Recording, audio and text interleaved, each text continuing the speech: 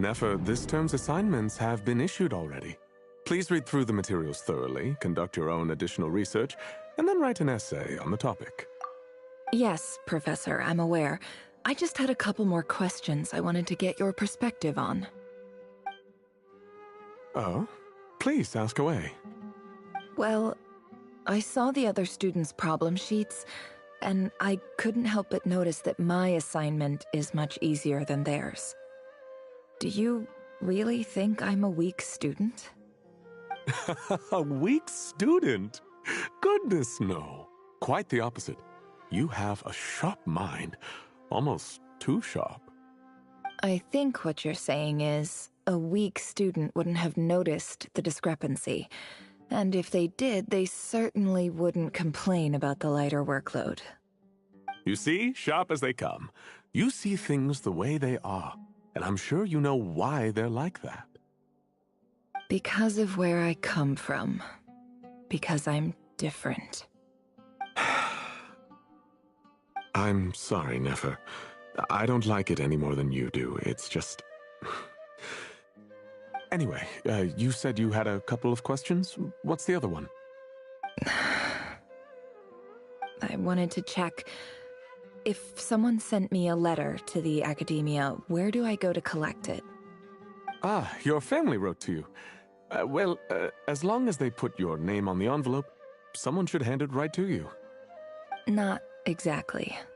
It's not even a recent letter. I was just curious where the mail would end up if no one collects it. The House of Dana, I expect. I know there's a box for unclaimed mail somewhere in there, probably sitting on a shelf. Whatever you're looking for, that'd be the place to start. Okay, got it. Thank you, Professor. Oh, don't mention it. Honestly, I feel like I failed you. I'm supposed to be your teacher, but I haven't taught you anything. Hey, don't say that. You're a great teacher, and you do your best for all your students. But the rules are the rules. You're not allowed to teach students like me. It's not just the academia either. The whole world bends over backwards for the successful and leaves the losers to suffer and die. Oh, my dear child. Don't tell me you've given up on life already. I haven't. I just think that if you want to make it in this world, you have to find a way to become successful.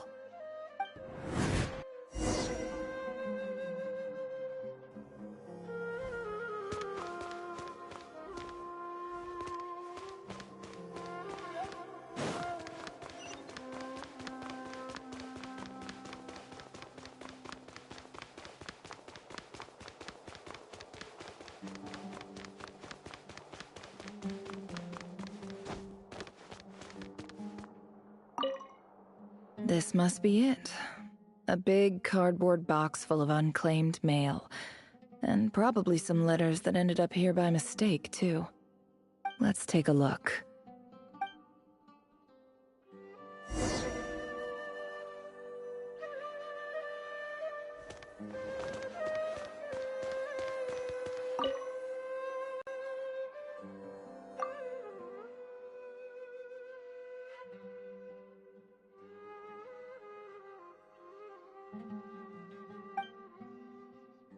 A dilapidation survey from Port Ormos. Looks like it's from a Core of 30 representative. What a strange thought. A bunch of mercs losing sleep over rundown buildings. This one was never even opened. I guess the recipient didn't care what the Core of 30 had to say about anything. Who was it addressed to? I don't recognize the name, but it must have been a Kasharawar professor.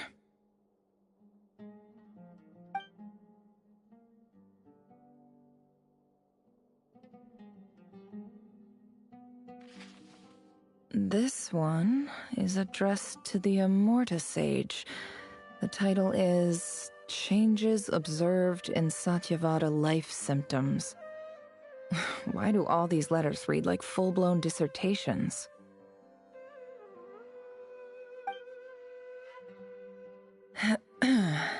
Guided by the incense, We became lost somewhere in the forest.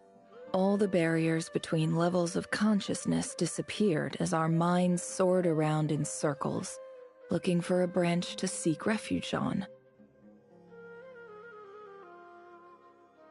In clinical terms, these symptoms fit the description of incense poisoning. The Amurta Darshan strictly prohibits the use of hallucinogenic substances, but I believe there are still people getting away with it. For example, my neighbor who always breaks out into song and dance after using incense. This seems like something the academia would want to know about. Why wasn't it collected? Wait, what's this written on the back? It's so small. The note says, "The sender authored this letter while under the influence of mushrooms. I would send it back, but no return address was provided. Stamped by the Grand Conservator of the House of Dana."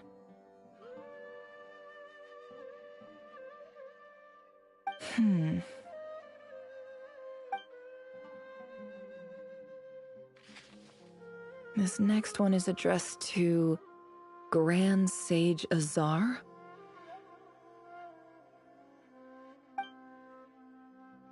A few words of protest regarding recent changes in Sumeru's educational policy.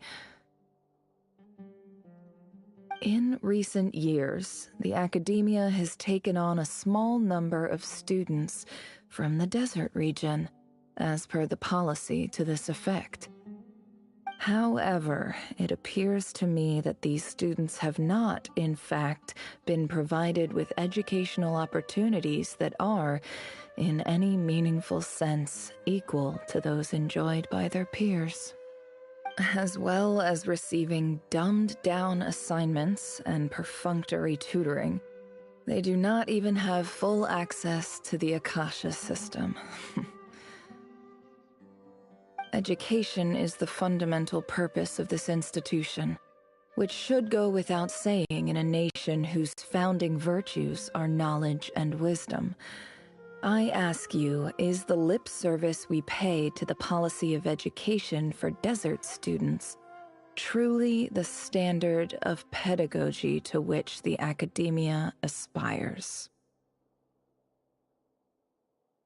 As Grand Sage, policy decisions are your prerogative, but do not forget your roots. You and I were once students too, as was everyone else in this institution.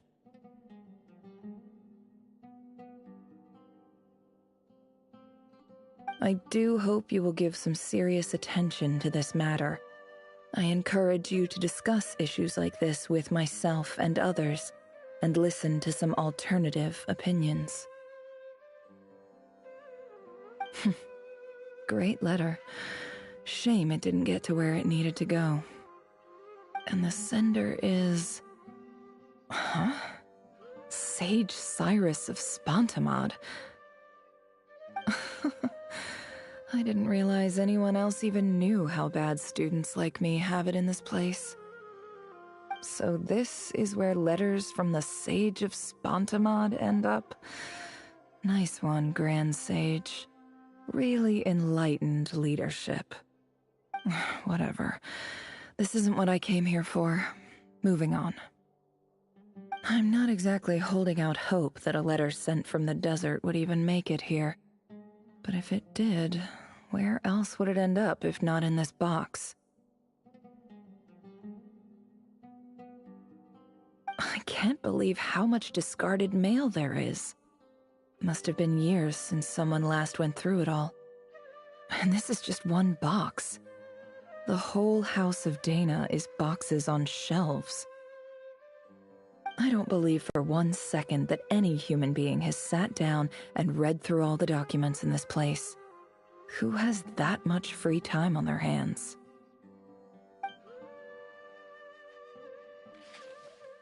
Wait, could this be it?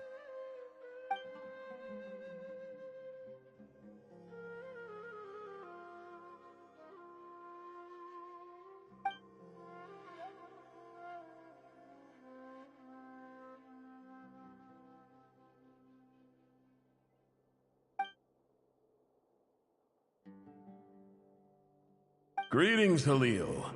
My name is Sinuhe, chief of the Shimti tribe. I was the one who came to you and your colleague's aid when you ran into trouble in the Great Red Sand. I don't know how well you remember it now, but I brought you to safety and gave you some water and other supplies. You seemed very pleased and told me your name.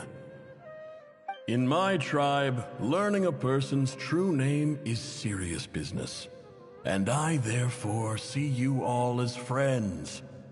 You were kind enough to leave your contact details so we could stay in touch. The Shimti tribe lives a harsh, nomadic existence in the desert. You were sympathetic towards my plight, promising to make me a special ambassador of the academia and help us find a way to make a better living. This brings me to my reason for writing.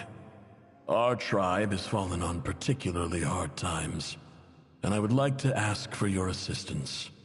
There was a terrible sandstorm a few days ago, which blocked up the well in our land.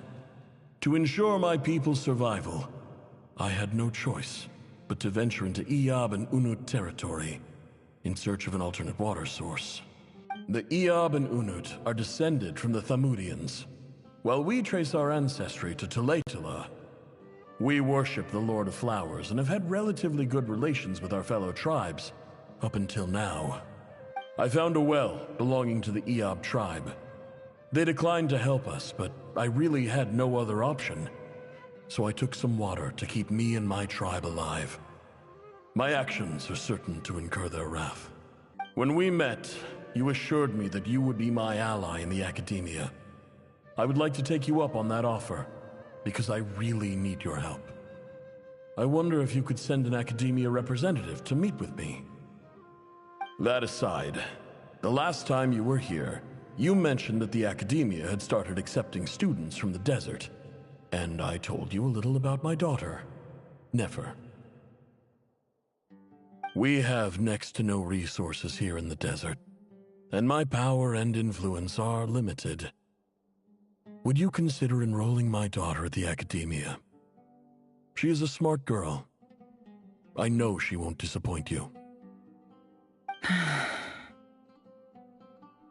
From the outset, the academia never took you seriously. Those things they promised were just empty words. I doubt they even remember the name Sinuhe. And you were so emphatic that your luck had finally changed for the better.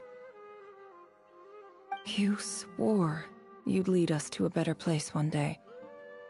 You spoke with such conviction, like you were the most powerful chief in the whole desert. You liar. You lied about everything. You promised the world and delivered on none of it. And who fell for it? Just me, by the looks of it. Despite your best efforts. Which makes you a pathetic liar. You weren't even any good at it.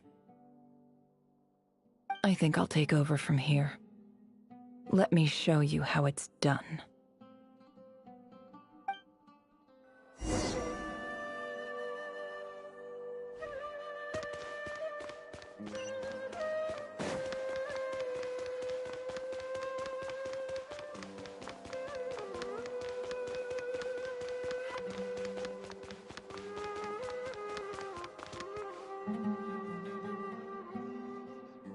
I just came to say goodbye. Thanks for everything you've done for me in my time here. Nefer? You packed your bags. Where are you going? I'm quitting. Something's come up in my hometown. Gonna head back and deal with it. Huh? But this was a hard-won opportunity for you. You know that better than I do. It was, but it doesn't matter. I have more important things to deal with and they can't wait. Oh, and I didn't want to overfill my bags, so I left some incense on your desk.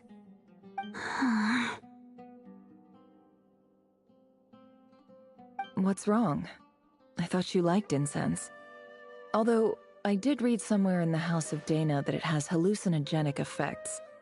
Don't use it all at once, alright? Isn't this the stuff you brought from your hometown? You're just letting me have it? But you said it's a rare and valuable commodity.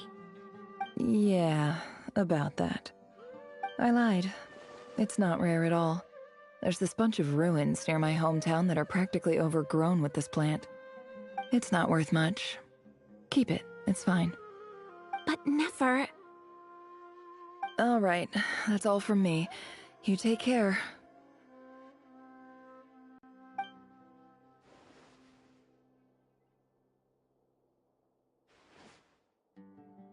Don't forget me, okay? I mean, we're more than just classmates, right? We're friends.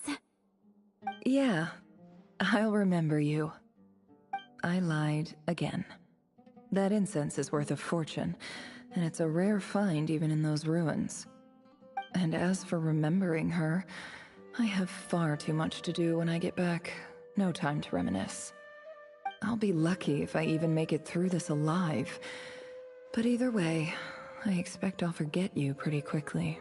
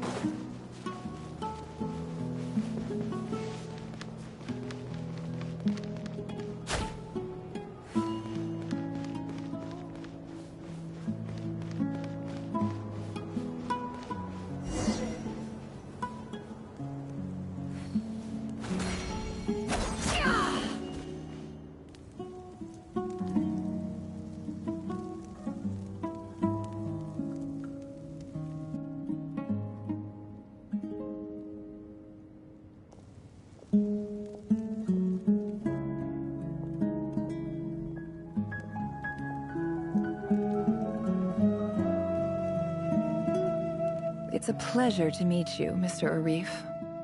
So, what does the Academia want? Since they've sent their special ambassador, I assume there's a big business deal to be made. If not, I'd be very disappointed. Please, sir, lower your blade. You're lucky I'm the one they sent. Not all special ambassadors share my admiration for the Iab people. The ever-shifting balance of power in the desert reduced the once great civilizations of this region to rubble and sand. But the story of the Iab has a very different trajectory. Others grew weak, but you grew strong, beginning in obscurity and moving to prosperity. You're the only ones who defied the trend. Huh. So, you do know who you're dealing with? This well is the perfect symbol of your strength, is it not? It used to belong to the Unut, but it looks like you have control over it now. You're not wrong. But I'm sure you didn't come all this way just to flatter us. Of course not. I came to bring you some very good news. Some information that recently came to light, which might just be your ticket to freedom. Records uncovered by the Vahumana Darshan show that a certain well currently under Iab control is built on top of some ancient ruins. These ruins are of great archaeological interest to the Academia. I checked the map carefully on my way over here, and I'm confident that this is the well in question. The Academia is offering 50 million mora in return for excavation rights. 50 million? No, wait. If these ruins are as important as you say, 50 million's a little low, don't you think? Don't get greedy, Iab. We know far more than you think. We know that you seized this well by force. Wasn't that the first step in your rise to power? To drive away the Unut and steal their water supply? So what if it was?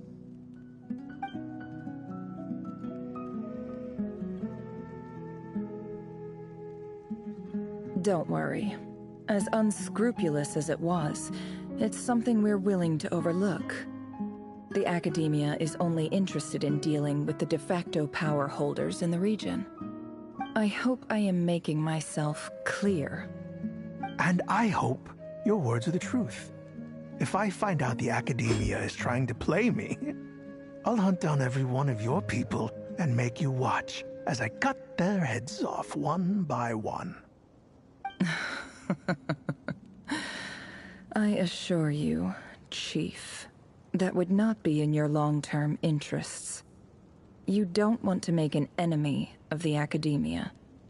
You see how I'm dressed, don't you? I appreciate that you've never been to the rainforest, but surely even you recognize an ambassador's attire when you see it.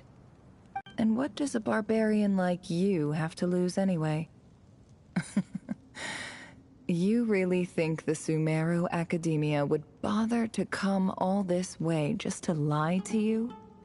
We have more important things to worry about. All right, I take your point. The Academia is the highest authority in the land. I'm sure you're trustworthy people. In that case, we have a deal.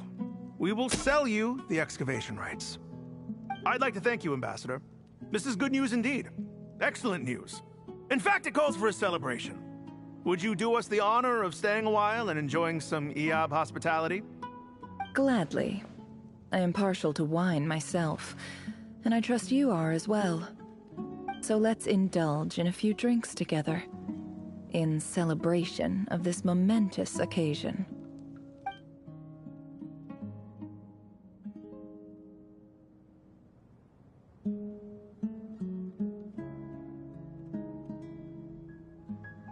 Chief! Chief, it's an emergency! It's the Unut. They've taken the well. What? Well, don't just stand there. Take it back. Yes, Chief. I have every confidence in the Eab's military superiority, and yet... Well, what is it? The Unut's response was alarmingly fast. The day after we reach a deal, they seize the well. This can't be a coincidence. Perhaps there is a traitor in your midst. I don't think so. I am obliged to remind you, Chief, that the Academia will only deal with the de facto power holders. If you cannot regain control over the well, I'm afraid you won't see a single mora of that 50 million. No! Please, Ambassador, just give me some time. I swear the Unut will not get away with this. That well is ours, and so is the Mora. Glad to hear it. I will wait here for an update. If there is a traitor, I will find them. In the meantime, make yourself at home. I'll report back as soon as I have an update. Much obliged. Wow. All it took was a few words and I've got him wrapped around my finger. What an amazing feeling. So, in summary, Ambassador, the Academia would rather negotiate with our tribe instead of the Eab, yes? The Eab are ruthless murderers who don't listen to reason. And now they have the gall to interfere in our research projects in the desert region. So let me ask you, Chief. If you were the Academia, what would you do? Kill them all, of course. Precisely. The Academia does not tolerate those who stand in our way. The Eab have held back our academic pursuits for too long, and our patience is wearing thin. At the same time, there is simply no way that the Academia can be seen to be intervening in desert affairs. I'm sure you understand where I'm coming from. We have our own rules out here. If the rainforest dwellers raised arms against a desert tribe, you'd start a bloody war. Right.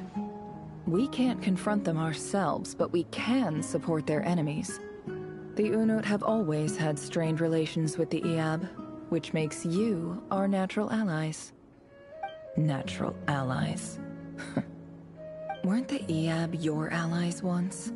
You were quick to send them after us to protect your interests back when we stole that water.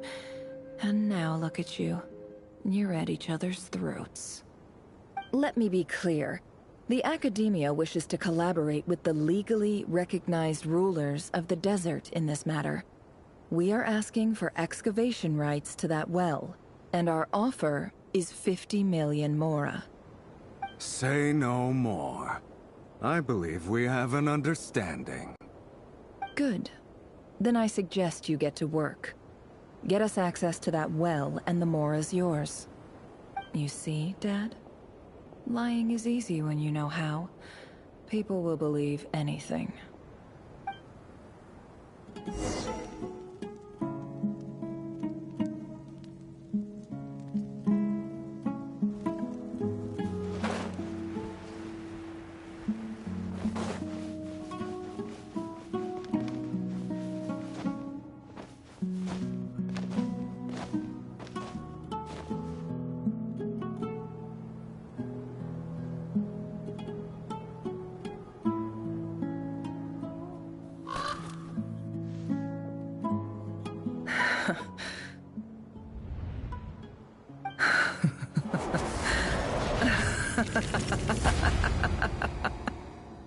Look at yourselves. You may be vile, savage monsters, but your butchered bodies bleed like any others. You're no different. You're nothing special at all. The monsters who destroyed my home, they're just ordinary, petty human beings. What a joke. I think we're even now. Maybe I've even done the desert a favor. It's a better place without all these people around. Oh, Sinuhe, my gullible fool of a father. Perhaps if you'd been as ruthless as I was today, our tribespeople would still be alive. In this dog-eat-dog world, a chief needs to be tough to survive. But you couldn't do what had to be done. So I did it for you. Nefer, it's okay. All of this is in the past now. I believe I remember you promising to remain silent. Yeah, but even so... Yehoda, is there anything you can do to ease the tension?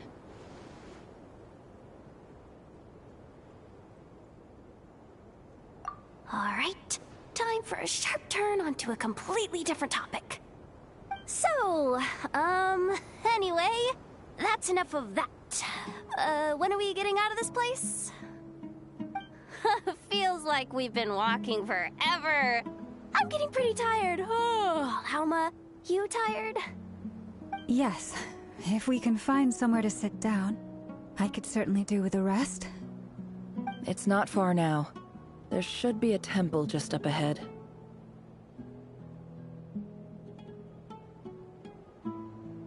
Yes. Really? A temple?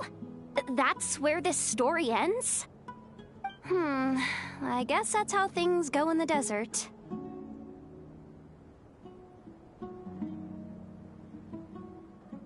Desert dwellers can never escape their destiny. Or so everyone says. I never wanted to believe it, but looking back now, I'm as desert as they come. You mentioned a temple. What's waiting for us there? My biggest trade secret of all. Ah. Then I'm guessing it's where you got your power from. The power to peer into other people's minds. I didn't know you were clued up on any other religions. I'm no expert in the history of Sumeru, but since you come from the desert, I would imagine it has something to do with King Deshret.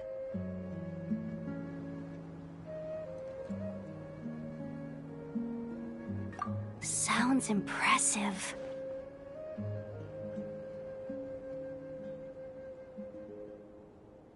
Ah, I know who you mean. General Mahamatra Sino. The spirit of Hermanubis dwells within him. That's Boss Neff for ya. She knows everything. Sino's hardly a figure of obscurity, but I know about Sethos too. What about him? Is he a big deal or something? Well, he's not a small deal, let's put it that way. Please, this is the bare-bone basics. Save the flattery. Thanks for your patience, everyone. I'm sure it's been a lot to take in. With any luck, that's our exit just up ahead.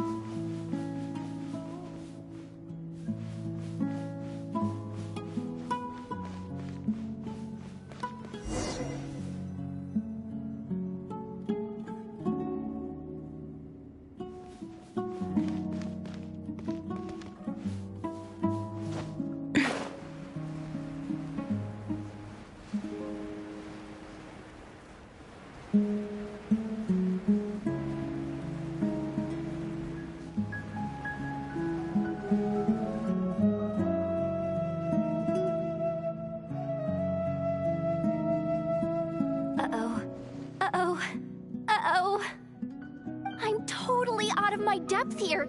I don't have anything to add about any of this stuff. Like, look at that statue, for instance. I want to do the whole name-dropping, this girl knows her stuff thing too, but I've never seen anything like it before. A statue with the head of a bird.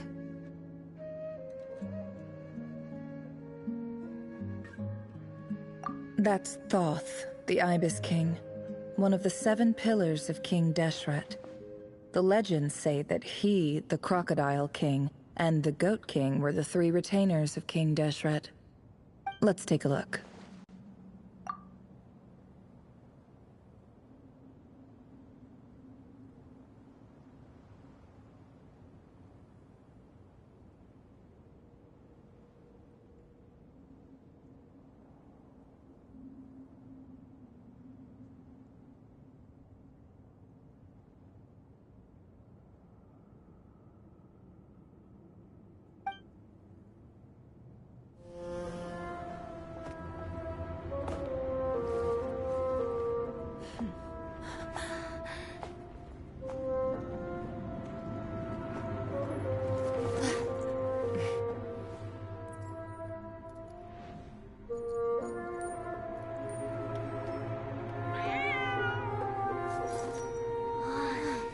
It's just Ashru. So, all is well?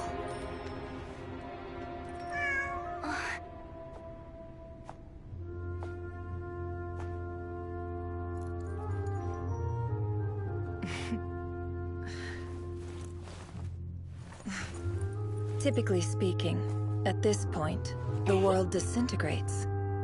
Then we find ourselves back in the outside world. Besides, these are my memories. There's nothing to fear. You're sure? Of course. It's almost over.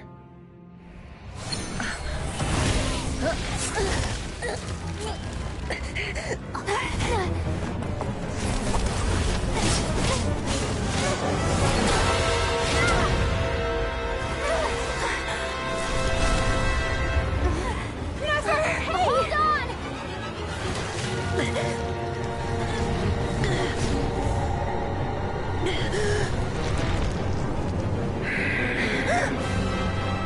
Knowing too much death sentence.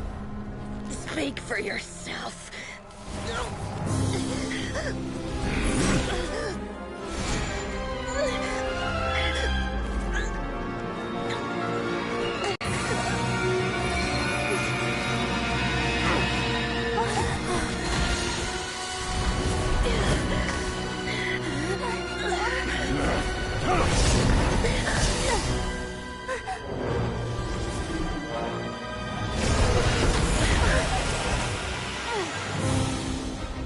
How repulsive.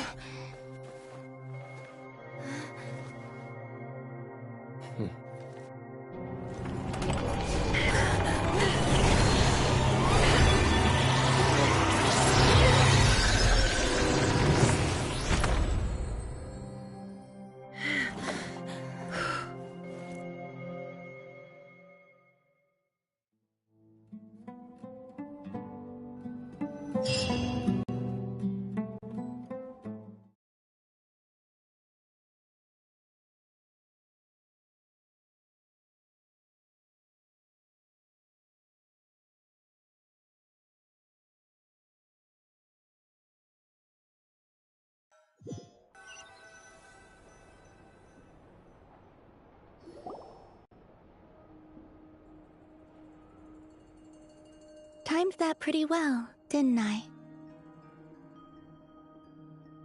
It's okay. I'm just glad no one was hurt. Paimon noticed you doing something too, Dainsleif. Were you helping get them out? Of course. When I asked Nefer to conduct this investigation, I was not naive to the dangers involved. I had a duty to ensure your safety.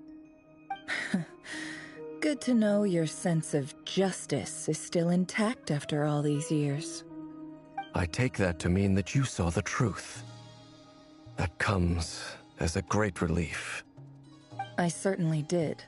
And thanks to your help, I also managed to trap Rerir inside the chess set. Whoa, really? How'd you manage that? Well, to be honest, I sensed that something was wrong long before we made it to the temple. By using this fragment to probe into Rerir's past, well, the monster formerly known as Rerir, it seems I alerted him. I was tracking him, then he caught on and started tracking me too. Can't say I'm surprised. But how did he track you through your thoughts alone? That shouldn't be possible. Rerir was a secret agent who reported directly to the Vinster King. He is an expert at finding a trail and hunting down his pursuers. No wonder. He infiltrated the chess set, read my thoughts, and built a new virtual chess set inside of it. That's why we weren't able to leave at first. Speaking of your chess set, it's quite a remarkable item. Would I be right in thinking you have some connection to King Deshret? You overestimate me. I only have a connection with one of his underlings, the Ibis King. You all saw how this came to be. A long time ago, the Eab massacred my tribe, the Shimti, in our home village. A few years later, I enrolled in the academia, where some new information came to light. The Unut and the Eab fought a bitter battle over the rights to a well, all for the sake of a non-existent 50 million mora. The Eab ultimately won that confrontation, but their victory came at the cost of almost every warrior in the tribe. The final blow to the Eab came at the victory feast, when an Unut assassin beheaded their chief right before my eyes. The remaining Eab fled and have been scattered to the winds ever since. Having gotten my revenge, I returned to my hometown, where to my surprise, the nearby temple was still standing. There it was, seemingly immune to the relentless hostility of the desert, while my tribal home lay in ruins. As I stood there gazing at the temple, I noticed a cat just outside. This cat, as it turned out, was home to the spirit of the Ibis King. He led me to a gate deep inside the temple, and there he made a deal with me. This chess set is my gift from the Ibis King. The chessboard within is made to the same specifications as the one in the mausoleum of King Deshret, and represents his power of piercing analysis. With this chessboard in its container, I gained a certain ability to perceive hidden secrets. Now, you could conclude that the Ibis King simply wanted to give the people of this world the power to seek the truth, but I don't believe that's the full story. Every god plays favorites. Their hearts are as fickle as any human's, full of secrets, perversions, egotistical tendencies. But precious few gods are willing to admit this. It is the same with all powerful forces, including fate itself. Their gaze falls preferentially upon a select few. As you rightly point out, this is an act of favoritism. If you're alluding to the Abyss, then yes, I agree. Gather the others. It's time to share everything I've learned.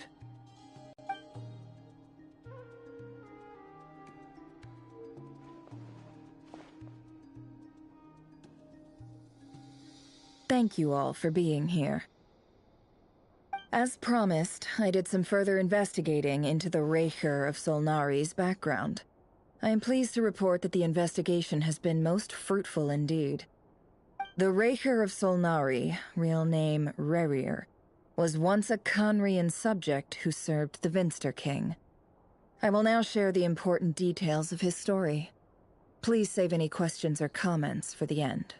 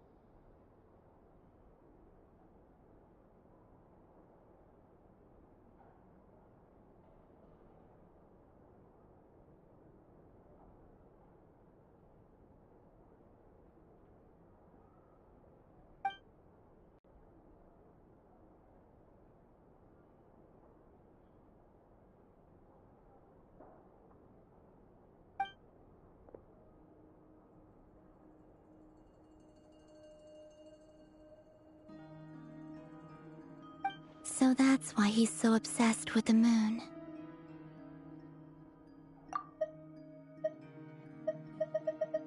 The Raker of Solnari, real name Rerir, was once a Conrian subject who served the Vinster King. I will now share the important details of his story. Please save any questions or comments for the end.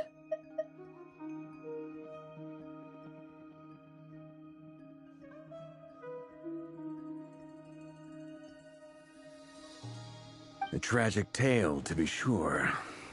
But it does not excuse his many transgressions.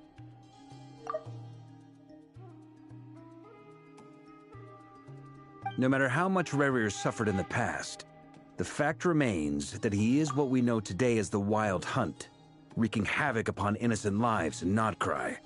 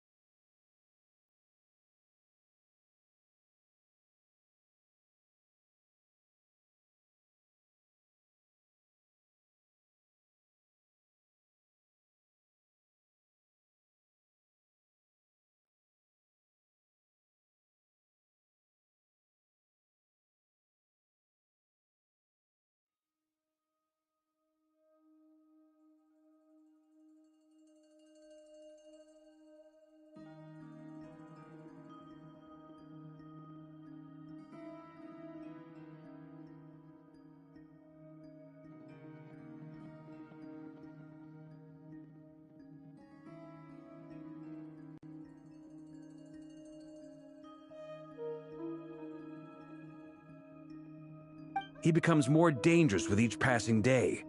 If left unchecked, it is simply a matter of time before all of Tevat suffers the consequences. This is a threat that the Knights of Favonius cannot ignore. A question for Miss Columbina. Forgive me if this is presumptuous, but have you ever seen the spatial gateway that appeared in Rerear's memory? Never. But I have heard stories of something called the Moon Gate, and this seems to fit the description. Miss Lama, any thoughts on this? In the lore of the Frost Moon Scions, the moon is believed to hold many secrets. Some sources speak of ancient knowledge, others of a gateway to the unknown. The term Moon Gate is one I have heard before, but as is the case with all of our legends, there are no records of any first-hand witnesses. We cannot know whether it truly exists. Then back to Miss Columbina. As a moon goddess yourself, do you have some idea of where the Moon Gate leads to? Not at this stage, sorry. I do hold the power of the Frost Moon, and my strength is recovering well.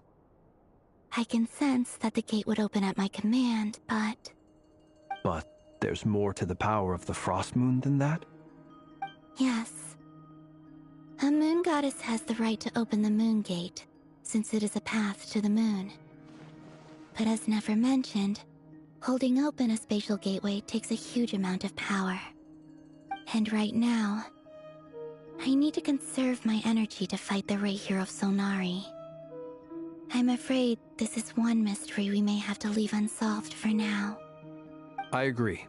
Better to save your strength. But if you'll humor me for a moment, I have a bold conjecture of my own regarding the world beyond the gateway. I highly suspect that neither Tholindis nor Rerear made it through unscathed. The evidence pointing to this is the fact that the Rahier of Solnari exists in the form of countless fragments. With the abyssal power he wields, no ordinary foe can touch him, let alone tear him to shreds. And yet, the Wild Hunt proliferates wherever his scattered fragments lie, drawing hordes of monsters to many different locations across the land. So your theory is that Rerear was physically torn to shreds by some powerful force? Hence, why the Wild Hunt is a distributed phenomenon, rather than a unified one? Makes sense to me. Explains why the Wild Hunt is so pervasive, and why he's been trying to piece himself back together. He was whole to begin with, and he wants to be whole again. Without the power of the Abyss on his side, he almost certainly would have perished the moment he was torn apart. But the Abyss, much like a curse, has kept him alive. I could not agree more. The power of the Abyss is most surely a curse. It is a compelling explanation, and one that accords with my present understanding of Abyss creatures. Whether the life form in question is primitive or advanced, if a curse has extended its lifespan unnaturally, it will continue to survive in spite of everything. This raises some interesting questions. I will run some experiments and see if there is any validity to my suspicions. That being said, regardless of whether my research bears fruit, I would like to thank Miss Nefer for conducting such a thorough investigation. Already, it has greatly enriched my understanding of the entity we face. My pleasure, Mr. Albedo. I too hope that the information I have shared today proves useful as we look to formulate the next stage of our plan. Hey! What is it, Dainsleif? You look really upset! It's just... when I think of the man I once knew as Rerear, I struggle to understand why things had to turn out like this. The two of you used to be friends, didn't you? I don't know if these words will bring any comfort, but my heart goes out to you. Mine too. We can never know all the hows and whys of the way things are. The moon and stars are full of untold secrets and lies, and the skies are host to many more mysteries than these alone. Yet, none of that can begin to compare with the complexity of human life. Those are the first comforting words I've heard in a long time. Thank you, both. Well, I think this is a good place to end today's meeting. I'm sure Nefer needs some time to recover. She's been through an awful lot today. That's very thoughtful of you, Lama. Of course. Sounds good to me. Take some time to rest and digest before we reconvene to nail down a plan.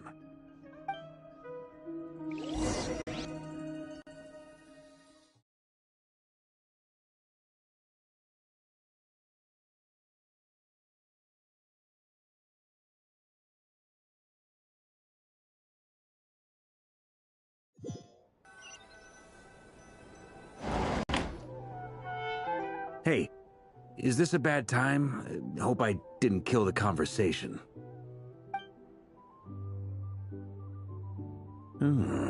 Nice room. Oh, I'm not coming in, though. Why not? It's just a hotel room. If it's all the same, I'll just stay out here. I might not look the part, but I'm technically a knight. Barging into people's private quarters isn't the kind of thing we do.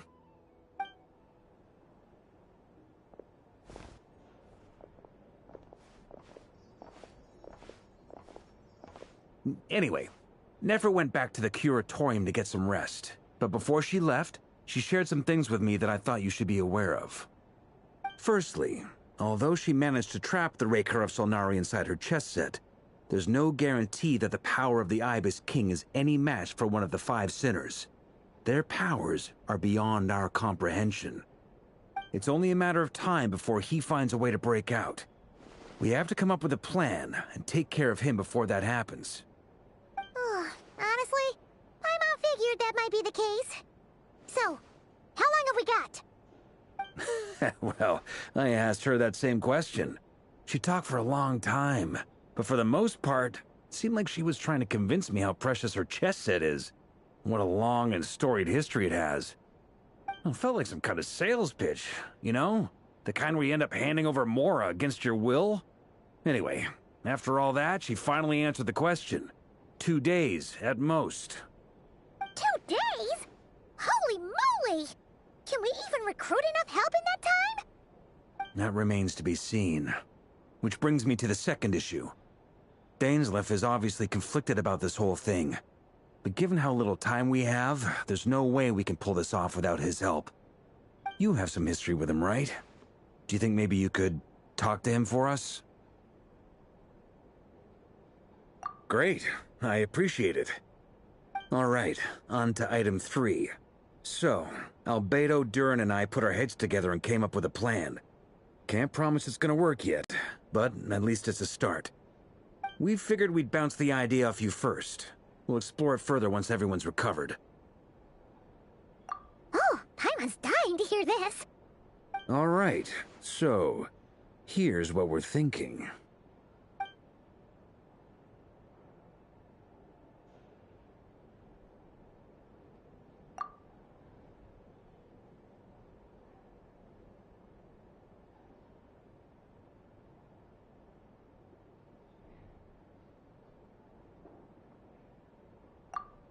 We felt a little uneasy about roping you into this. I mean, firstly, you're not locals, and secondly, none of us are your boss.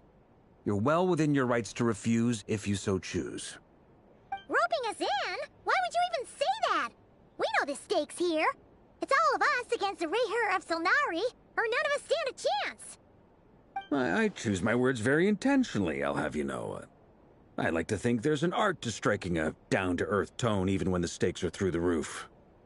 Sir Varka, I have a few thoughts about this plan. I'm all ears. I think we can be more flexible with how the roles are allocated. In my view, the most sensible lineup would be like this.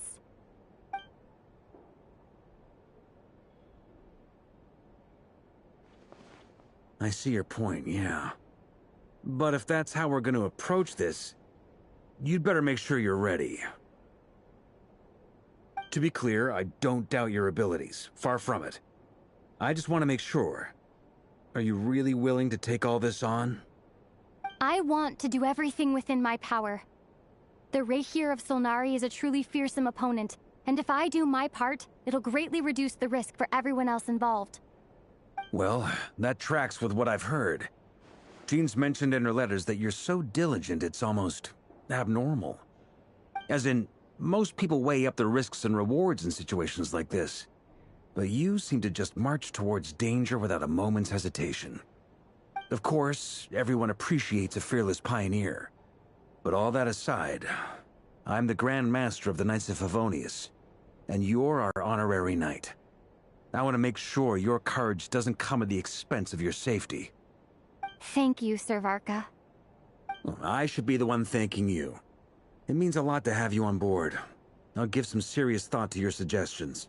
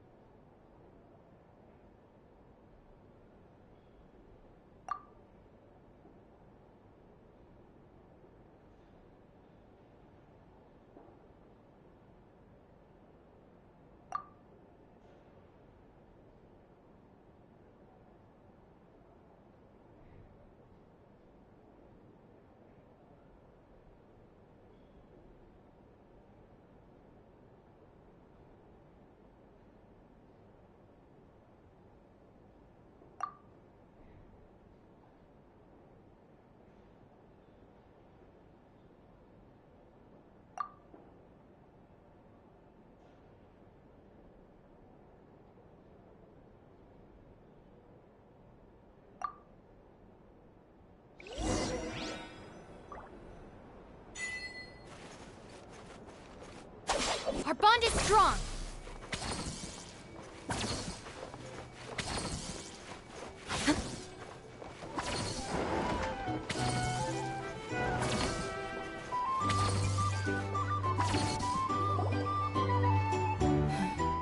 This is a thorough plan, but I do have one last question before we take action. How can we be sure that our enemy won't leave the designated area? Great question. Albedo's been hard at work analyzing Rerir and the Wild Hunt's behavioral patterns. His conclusions are as follows. Firstly, from the earliest known confrontation until now, Rerir has never displayed any ability to manipulate the dimension of space. So it's unlikely he has any power in that domain. Secondly, he seems to have a particularly strong vendetta against our group. If we put him in a fight-or-flight situation, he'll choose to fight every time. Thirdly, finally, and most importantly, he is consumed by hatred, both for the moon and for his enemies. Turns out, we tick both of those boxes. We have a reincarnated moon in our ranks, and a spy who accessed his private memories without permission. He'll be baying for blood, not looking to escape. As someone who's had their fair share of interactions with the Wild Hunt, those all seem like valid observations to me. Understood. Then I will defer to the verdict of the group. Well, everyone, that's the plan in full detail. Albedo and Durin are carrying out their part as we speak. Plan approved. Scheduling. Okay, any firepower you need, I got you covered. Let's light this baby up. The Frost Moon Scions are behind you as well. And the rest of you?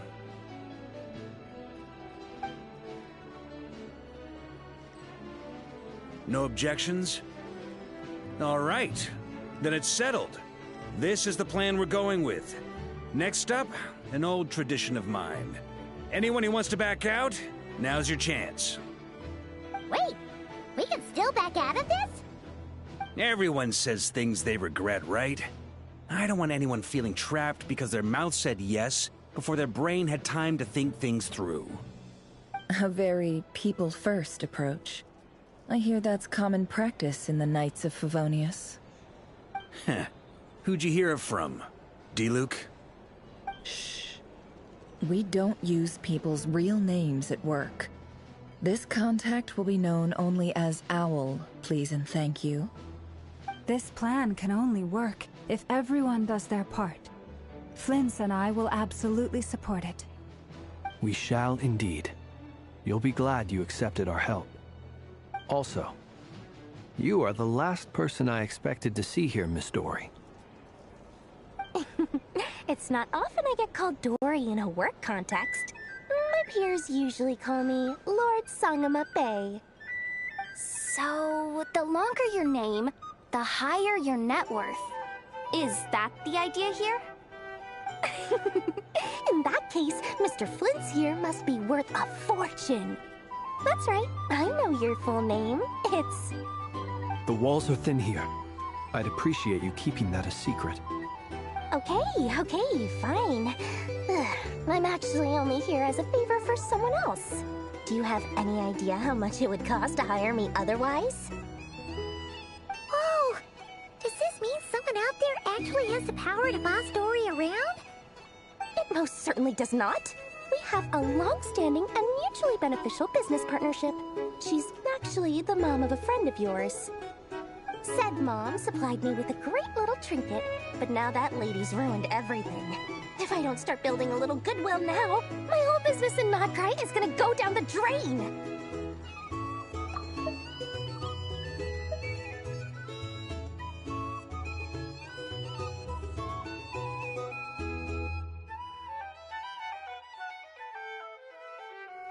Okay. So what exactly is so special about this pendant? It's a lucky charm that a great mage made for me. We have a business relationship, and she was worried that something bad might happen to me. So, she wanted me to have something that can store power to protect myself with. I finally got it all fully charged up with Kuvaki, and then never went and used it all up at once! Never lost so big in my life! You're right. It was all my fault. I didn't mean to drain all the Kuvaki in the pendant, but I'll make it up to you. You will? Well, in that case, how about you give me your chess set, and we call it even? I knew you'd say that. Well, it's yours if you want it. In fact, take it now, and I'll even throw in a free Raker of Solnari. Deal? You're putting me in a difficult position here. It's a very useful thing to have around. But I have a funny feeling it won't be around much longer. I guess we'll see in a couple of days. Looks like bankruptcy for me. Hey, don't be so pessimistic. See this through and you never know. You might find a new business opportunity on the other side.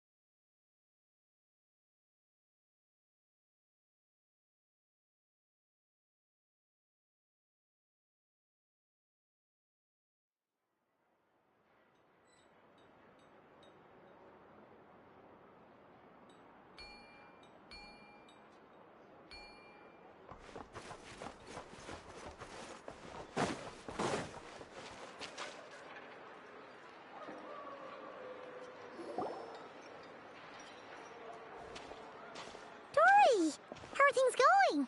Feeling ready? Oh, I was born ready. We only have 2 days. You think Lord Sangama Bay would let an opportunity like this slip by?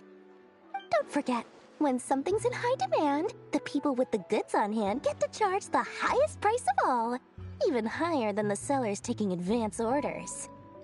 Ta-da! See? It's right here!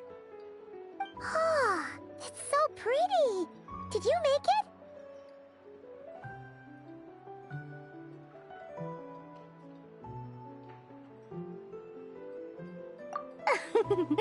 No, I have a supplier. We go way back, so he made me a very attractive offer. Aha! No wonder you were talking about lucky charms at the meeting. You've been getting Kaveh to make them for you. That's not the full story. It actually started a while back as a project between me and the Dendroarchon. Mage Alice once warned me that this world won't stay safe forever. There may come a day when everyone faces a great crisis. I passed this on to the Dendroarchon, and she secretly brought together a research team made up of Sumeru's top scholars to invent a technology that could keep people safe. I won't go into the details because it's all very complicated, but if you want to know more, you can ask the Dendroarchon about it sometime. Anyway, point being, it was the Dendroarchon who asked Kaveh to build this little contraption. As one of the top Kasharawar talents, he was the obvious choice. Took him long enough. He stressed over it for ages. Must have gone through at least a dozen designs before producing a final product. But that's Kaveh for you.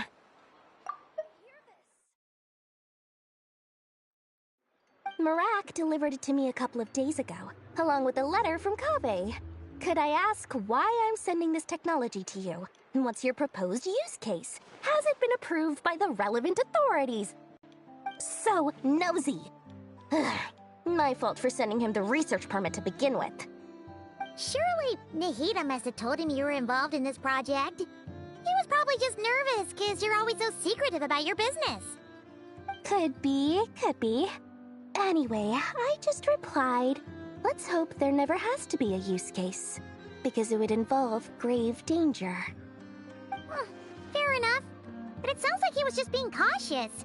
He probably felt responsible as the one who made it. Or maybe he was asking as a favor for his housemate. He's done that before. Not sure why, though. His housemate doesn't seem to really care that much about this kind of stuff. Either way, all's well that ends well. I'm just glad to finally have my hands on the product. I wouldn't want to be without it, given the potential dangers that lie ahead. Huh? What does that look mean?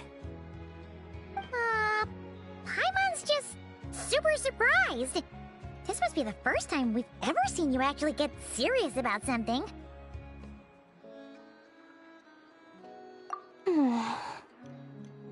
Well, a long time ago, I made a promise to myself.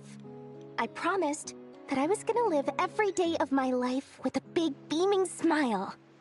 Obviously, Mora plays a big part in that.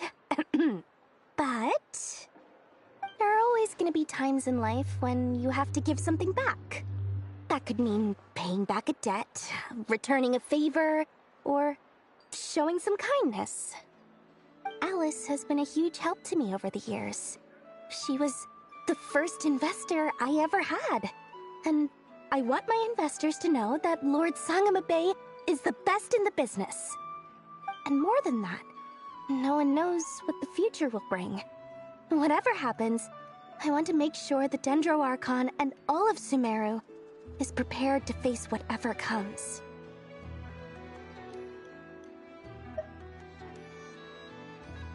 Oh, that? I was just making sure Nefer and I are square. Don't be thinking it was some sort of benevolent act. I'm no saint, so don't treat me like something I'm not.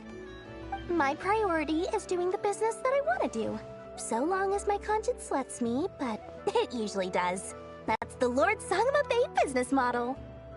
Alright, if you say so. I do say so, and that's the whole point. I'm a businesswoman. Don't go trying to figure out what kind of person I am. You'll exhaust yourself. Much easier for everyone involved if you just take my word for it. Oh, and could you two help me get this stuff where it needs to be? Thanks so much. You're my favorite assistants.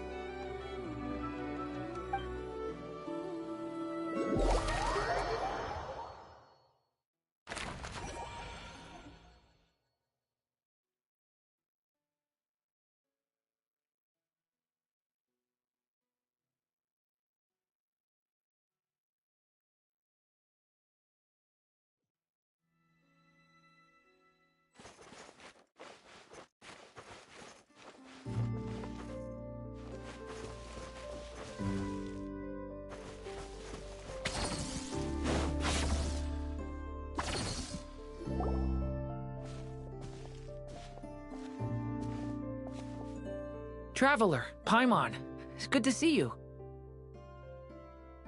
Everything going smoothly over here? Sort of. As you're probably aware, Varka, Durin, and I captured some abyssal creatures from the Wild Hunt. Per the plan, we dissected and analyzed some samples of these creatures. The process went very smoothly. The findings, however, come with some troubling implications. What? You can actually dissect the Wild Hunt? That depends on your definition of Wild Hunt and dissection. Harmless, lifeless. These words are accurate descriptions. The Wild Hunt is an interesting phenomenon. In and of itself, it doesn't seem to possess anything akin to a human personality. But taken as a collective, the medium through which the Wild Hunt is summoned does appear to have a soul.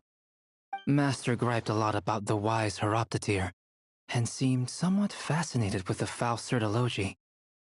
But she barely mentioned Rerir at all. I don't think that was because of his lower social standing, though. Anyway, it's a pity. I should like to hear her thoughts on the nature of the lifeform he has become today.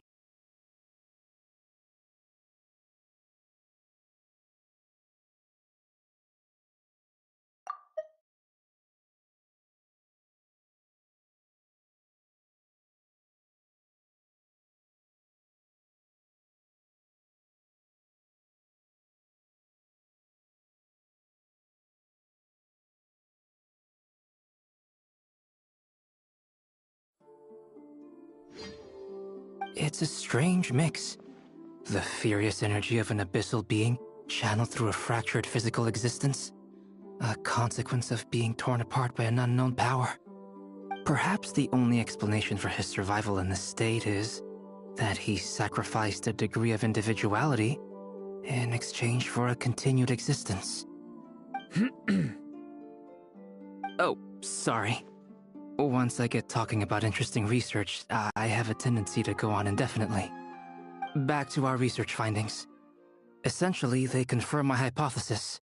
Rerir's corpse is completely contaminated by the Abyss, and the effects are irreversible. You could think of this as Rerir in mutated form. But in my view, even that would be inaccurate.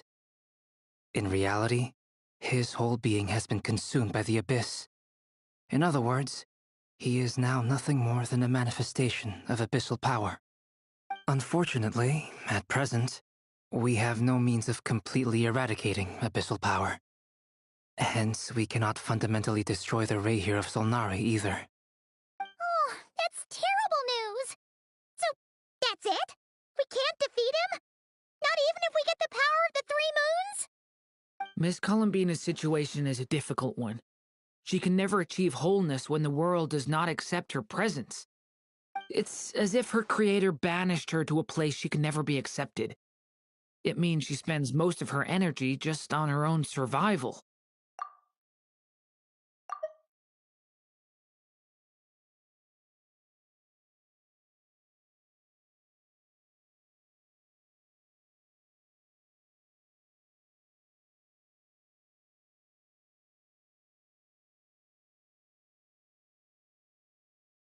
Given the circumstances, it's only natural to despair. But we must see this plan through to the end. Time to kick off the backup plan. Oh, Paimon almost forgot! This is for you. Dory asked us to bring it. Ah, how wonderful. Well, thank you for making the trip. Durin and I will be heading off shortly. I'm sorry I won't be there to protect you in person this time. Please be careful. All right then. Stay safe.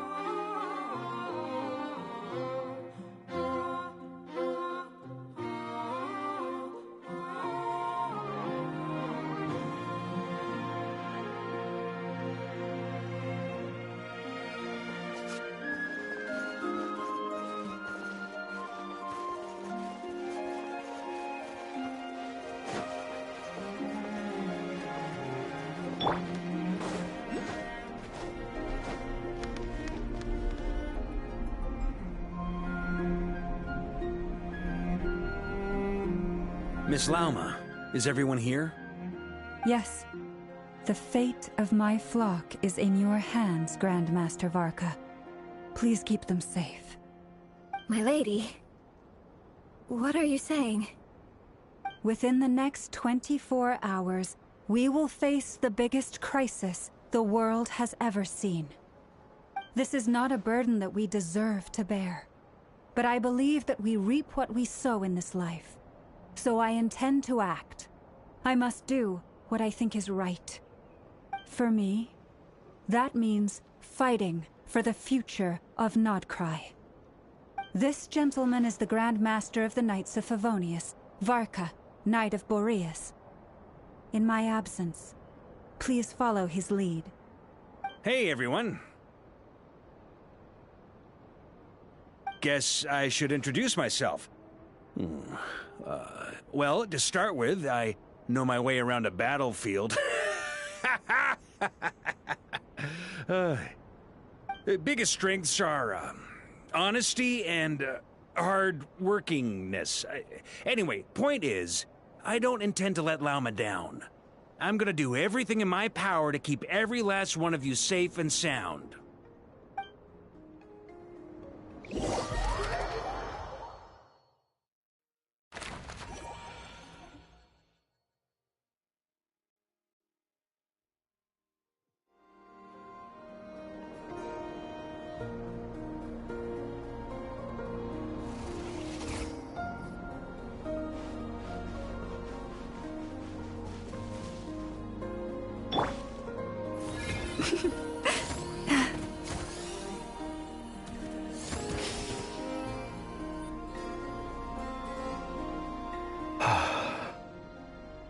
Something on your mind?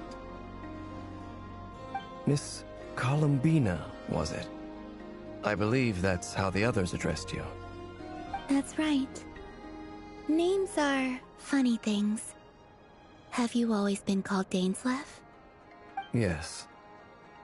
I take it your own name has a more complicated history. I have a different relationship with names than other people. To be honest, I'm not even sure that Columbina is my name.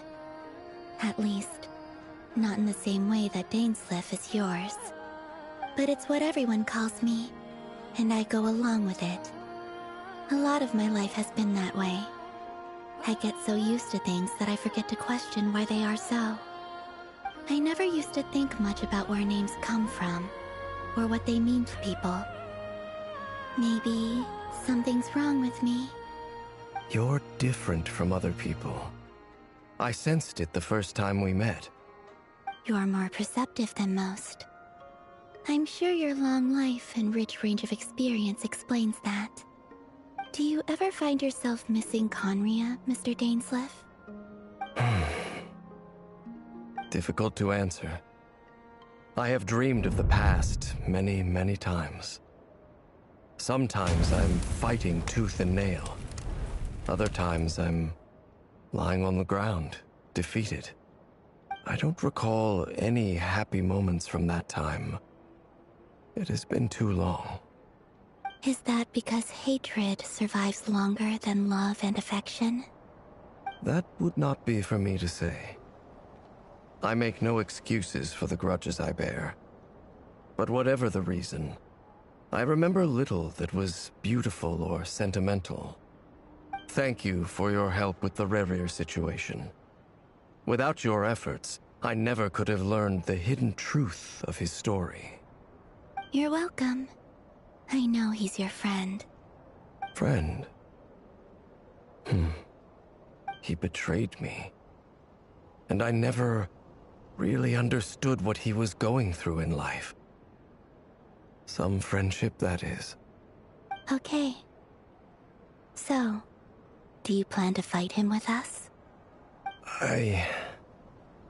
You see, you're torn. Now you know what really happened. You see the things he's done in a new light. I need some time. Of course. I completely understand. Anyone else in your position would feel conflicted too. Actually, I went through something similar myself recently. Something happened that changed my perspective on a situation.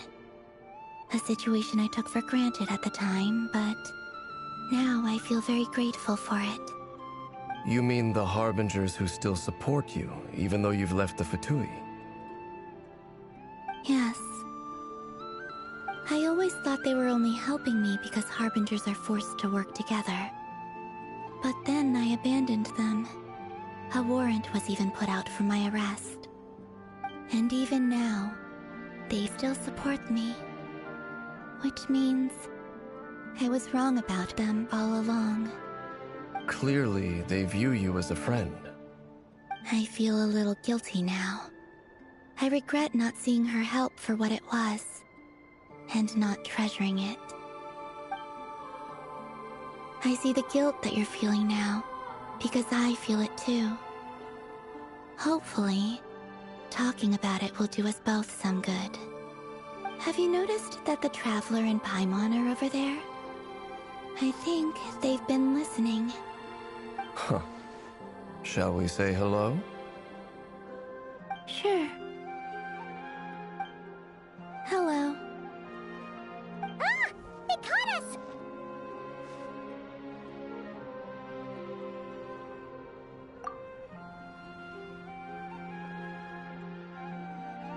I apologize for making you worry.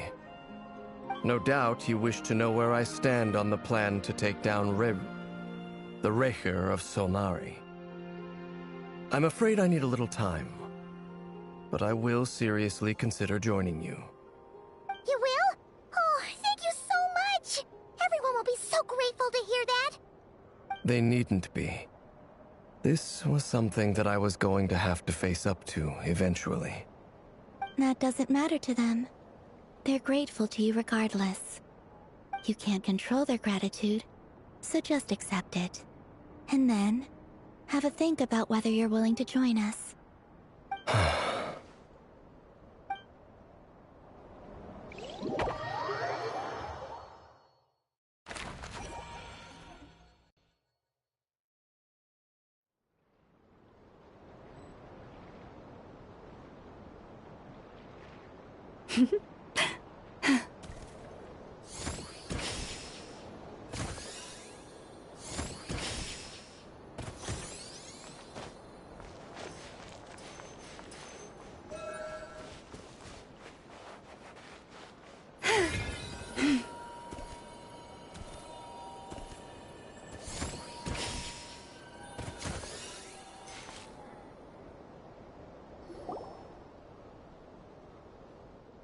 Ah, you're earlier than I expected. Hey, Flint's! Been waiting here long? Not too long.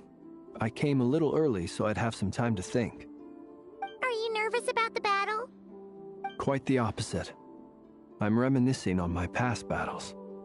When I was awakened by the Ratniki, I had not touched a weapon in many years. I felt like the battlefield was not where I belonged. But after waging war against the Wild Hunt for so long, I came to realize something. A life of absolute peace is simply not a possibility for me.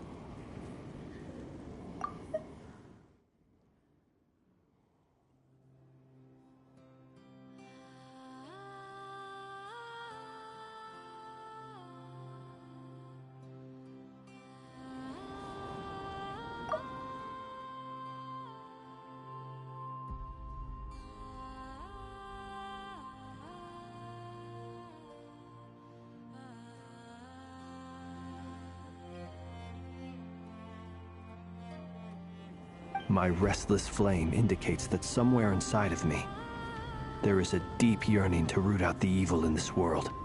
Oh, that doesn't sound like such a bad thing. Well, in the past, when I was a Fae whose primary concern was hibernation, it was hardly ideal. But it certainly serves me well here in the present. And I am delighted to be able to join forces with you in this endeavor. Looks like I'm not the first to arrive. Ah, Miss Lauma. Did you sleep okay last night? I struggled to settle down at first, because of the nerves. But don't worry. I got enough sleep in the end. I'll be just fine. Please, I'm just doing my part. Never! Over here!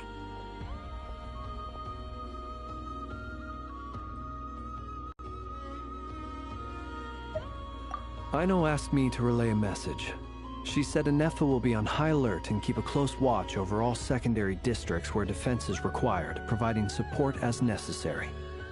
Meanwhile, Aino herself will provide range support to us directly, using her latest invention. Excellent. My thanks to all involved. The chest set's looking a little unstable. It won't hold him much longer. We should be prepared to engage at a moment's notice. No sense sitting around waiting. Let's make the first move while we still have the option. I agree. Paimon, find a safe hiding place. Got it! Be careful, Traveler! I will.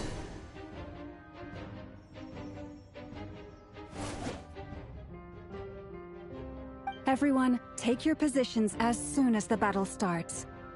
Every ounce of strength we have in our bones, let us bring to this fight.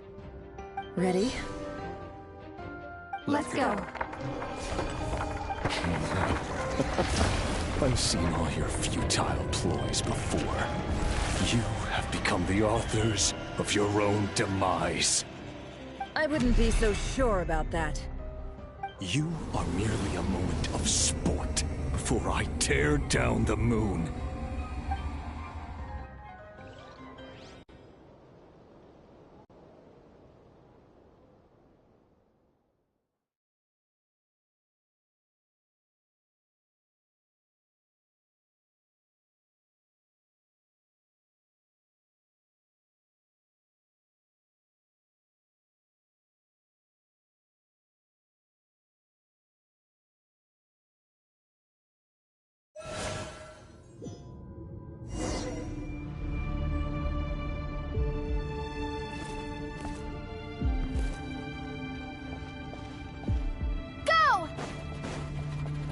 No more lies. The moonlight betrays you.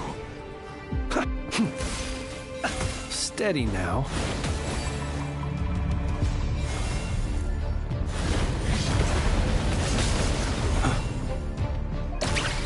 Let me help you guys. Big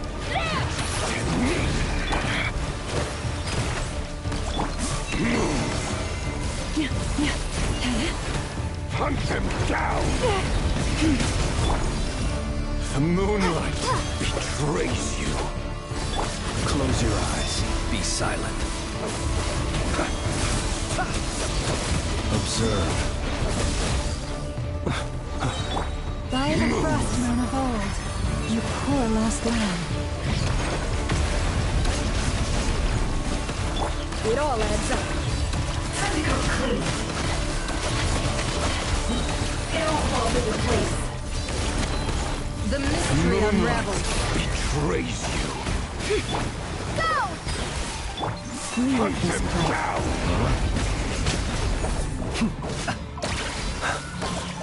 Move!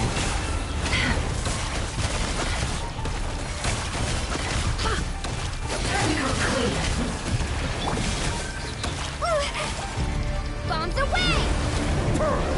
It began with the moon, and so shall it end. The moon will protect you.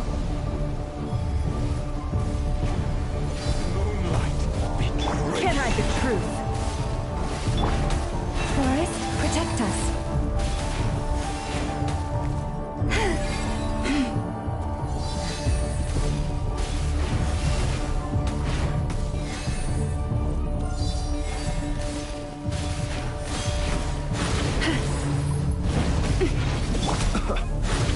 Observe. Be silent. Do you see now?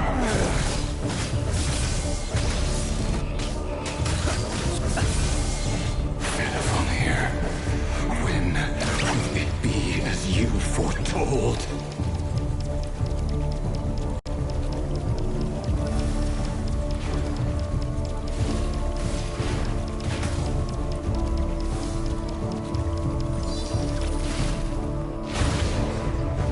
Close your eyes.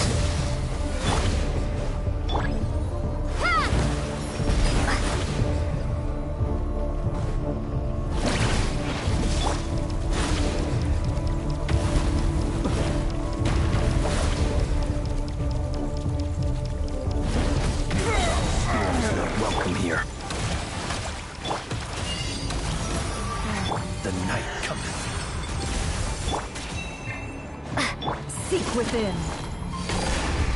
It all adds up. Let's see what you're made of.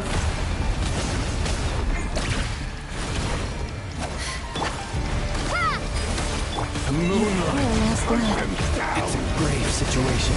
Be silent. Do you fear the dark?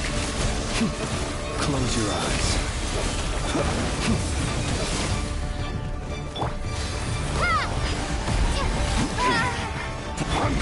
A grave transgression. No more lies. Futile.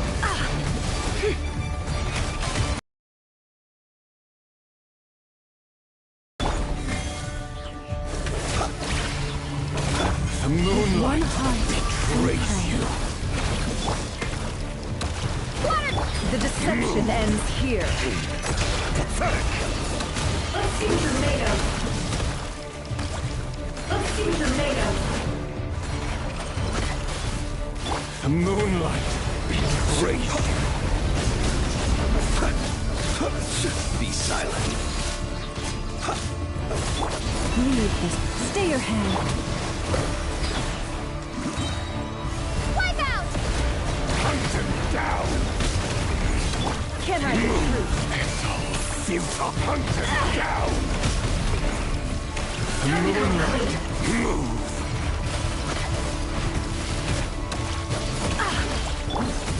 Poor lost lamb. Beware the creatures of the night.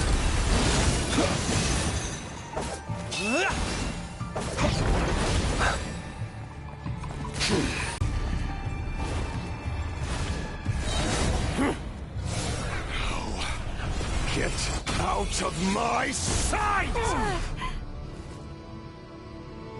No! We've been separated. Take. You okay? Never! Where are the others? Stuck outside the barrier. As if he really doesn't like us. I told you before, knowing too much is always a death sentence. Be careful what you wish for.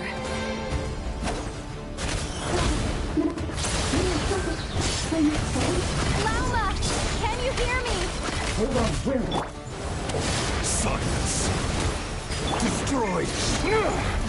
Reborn. But at least I know they're still there. I need to focus. Stick to the plan. Remember my most important task. Just stalling him. If I can stall him for long enough, the moment will come.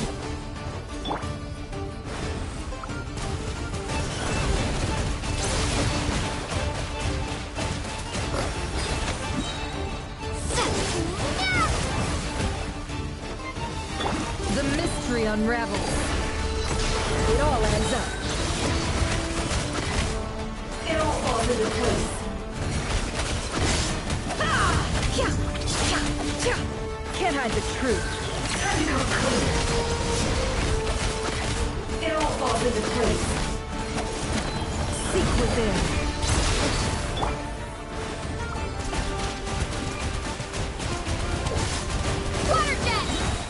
Destroyed.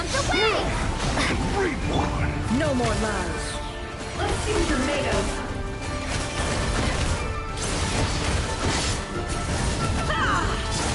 The mystery unravels.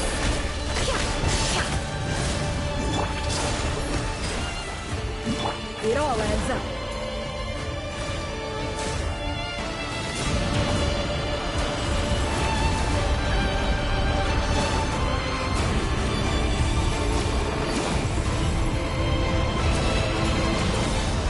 I've got this.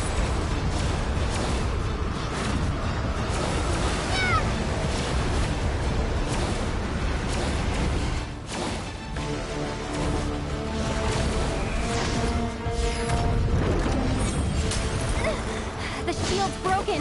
I can't keep this up. Don't push your luck.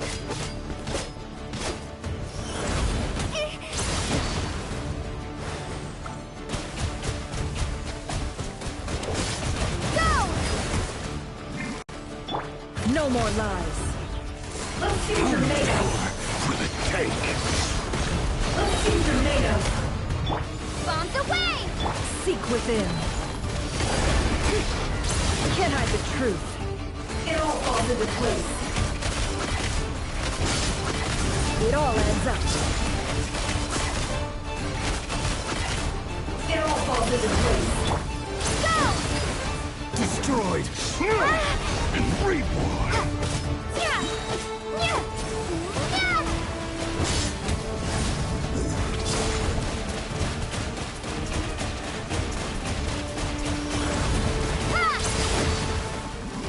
The mystery unravels.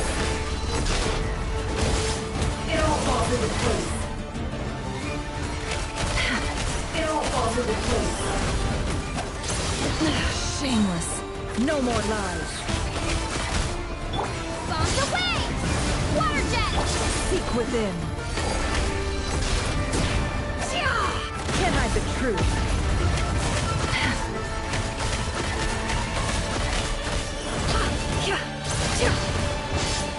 No more lies.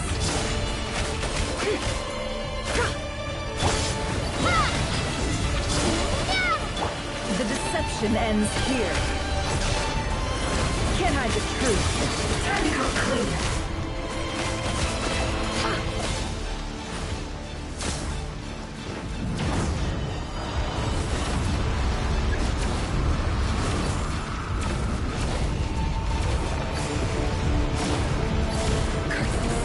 There's no other way.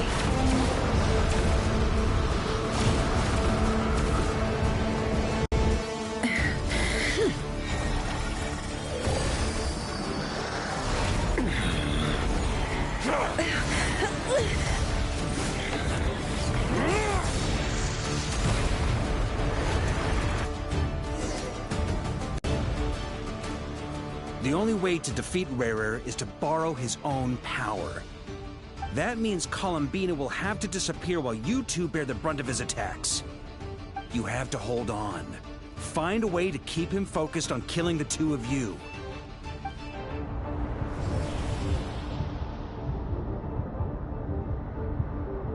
Never!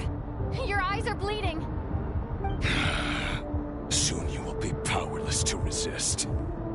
And then, I will reduce you to dust. But that dust will plague your memories. Come on, keep holding on. Any other tricks up your sleeve? Let's see them. As entertaining as they are. You've backed yourself into a corner. You don't fool me. I see your fear clear as day. I have to stoke his rage. Make him unleash everything. You fear what you could never defeat. You fear the thought of never being able to save your beloved. You cannot win the fight against fate, Rarir. Is that what you think? Well, now it's your turn to feel afraid!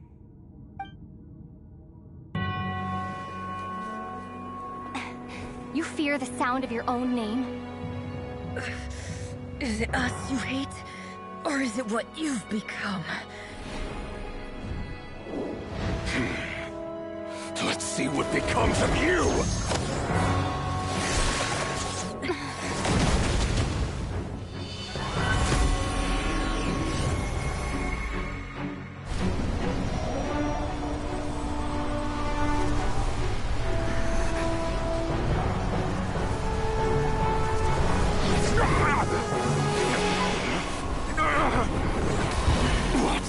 Happening? That power. I've seen it before.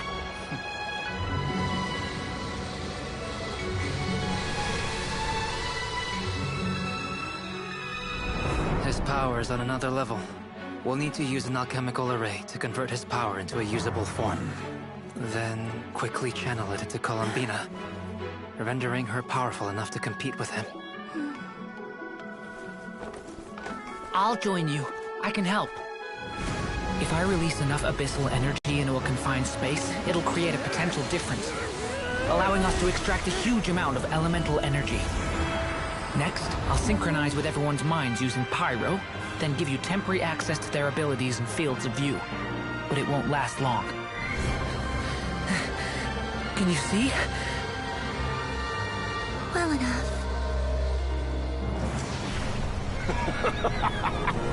So, we have a student of Gold Rheindotter in our midst. How about that?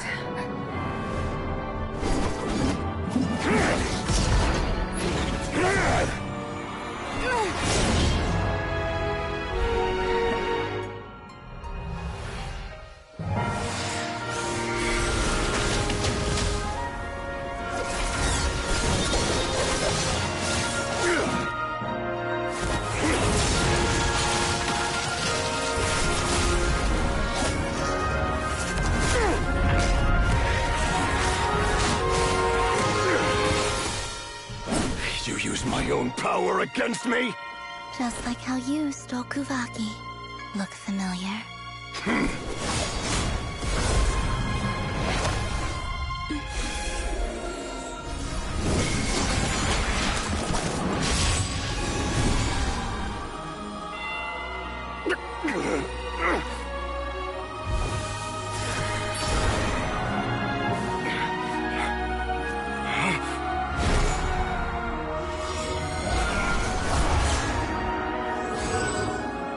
Don't you realize? You don't have the power to hold that gate open! I don't, but someone else does.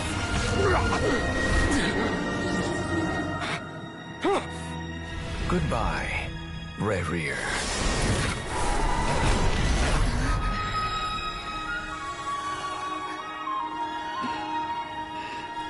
We won.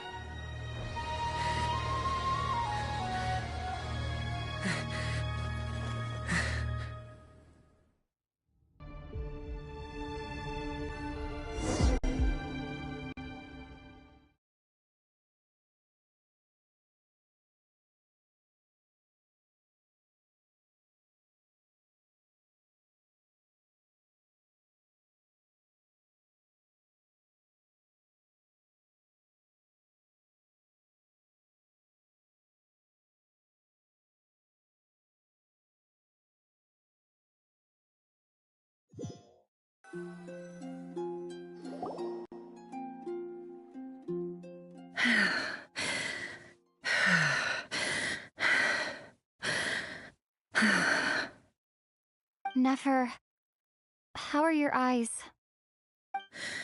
They're fine. Apart from the blindness, of course. It's not too late. Let me handle it.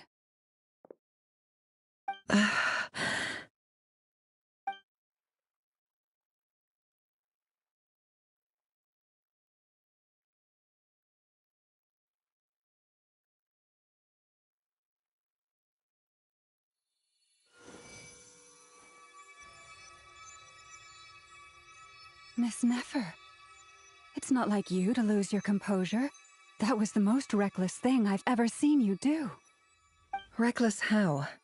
The situation was critical. Our lives were at stake. We had to do something. Even so. Okay. I guess you're right. Under the circumstances, it was a wise decision. You traded your eyes for an incredible victory. In business terms, I suppose that's a huge return on investment. I'd be hard-pressed to argue otherwise. Still, I don't like this outcome, and I don't want you to lose your sight for good. People suffer when they make sacrifices they shouldn't have to make, whether that means faith, strength, or in this case, your ability to even see. I had hoped you could win without sacrificing so much as a single hair on your head. Thank you. Really. All done. Don't try and open your eyes just yet. We'll see how you're doing in a couple of days. Until then, please follow your recovery plan to the letter. I'll send full details through Yehoda. For now, just get yourself home, relax, and rest. My dear friends, we have fought bravely and achieved a spectacular victory. A dark cloud has been lifted from the skies of Nodcry. All in this land will be grateful for what you have done. The moon will remember this day. Thank you both.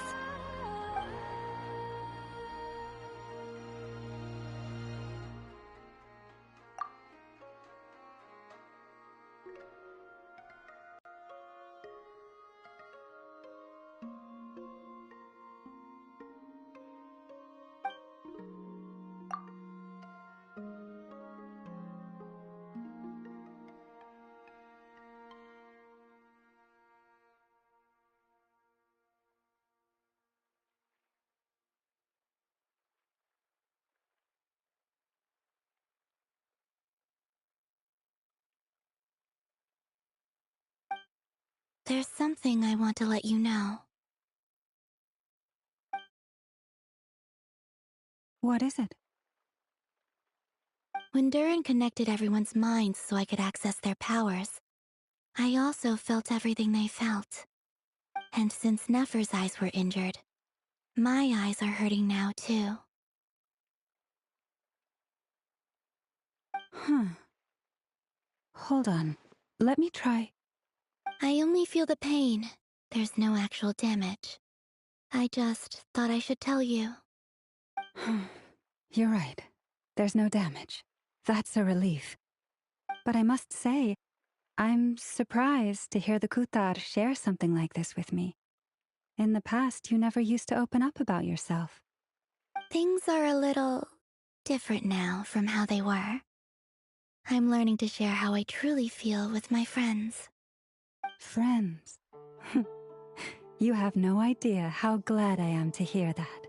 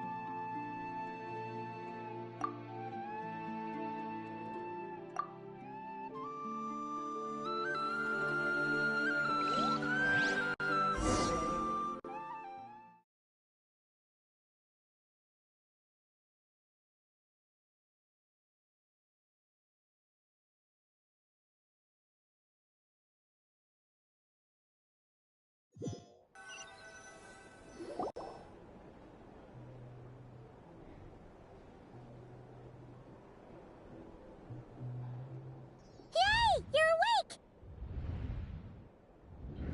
How are you feeling? Any aches and pains? Did you sleep well? I'm doing all right, Paimon. No need to worry about me. Phew! Well, that's good. Paimon's been sitting on the edge of the bed worrying about you for ages. You slept a whole day and night.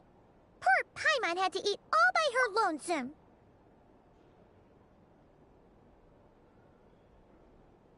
Glad to hear you didn't starve. How was the food? Well, it wasn't the same without you there to share it. Honestly, Paimon just can't relax when you're not your usual self. She couldn't enjoy the food and settle down to sleep. Well, I'm back to normal now. Oh yeah, and Albedo swung by earlier. He said to tell you to head to the tavern when you woke up.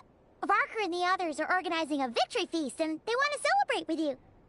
He also dropped off some medical supplies, but you seem fit as a fiddle, so guess you won't be needing those. If you're feeling up to it, let's head over now. Wouldn't want to keep them waiting.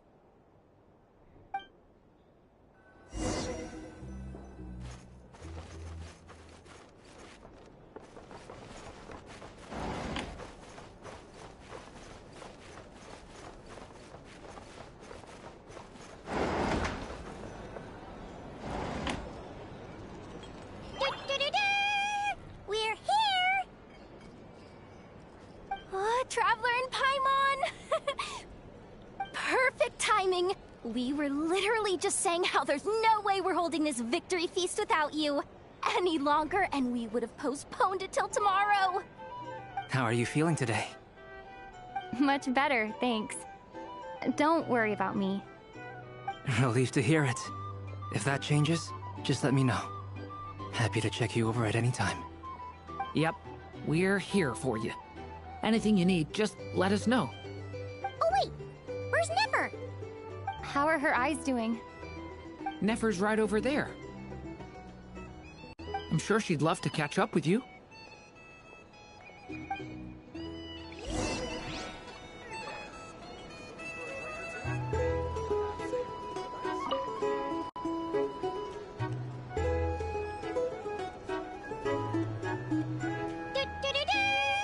We're here! Oh, Traveler and Paimon! Perfect timing!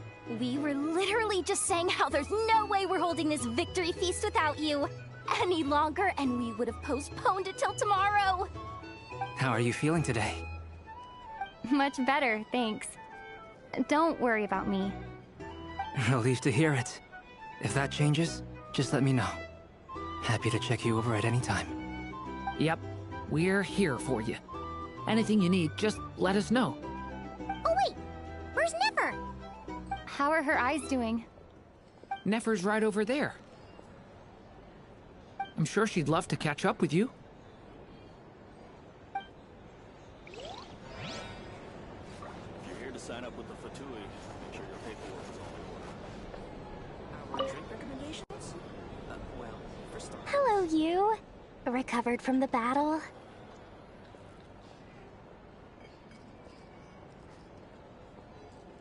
Come on, what do you mean? Of course I'm gonna ask. I care about my friend's well-being. And we are friends, aren't we? Get yourself a drink. You've more than earned it. In fact, today, your drinks are on me. Lord Sangama Base got you covered. Wow, really? What about Paimon? Has she earned it too? Has she? Please? Well, you haven't been through quite as much as the Traveler, but... what the heck, sure. Yay! Wow! Drinks on Dory! What a historic day. Hey, keep your voice down, or everyone else is gonna want in too. Have you heard anything I've been saying recently? Doing business in Nodcry has been an absolute nightmare. If I'm buying for everyone, oh... Okay. Paimon will speak more quietly. Jeez.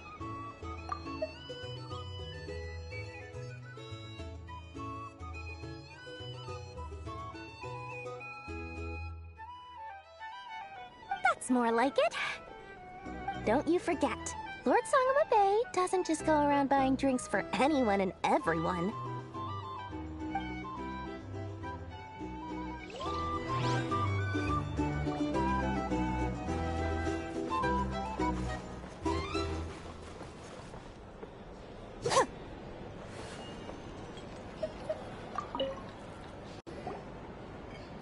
I thought of 1,000 ways to congratulate you, but now you're here, words are failing me.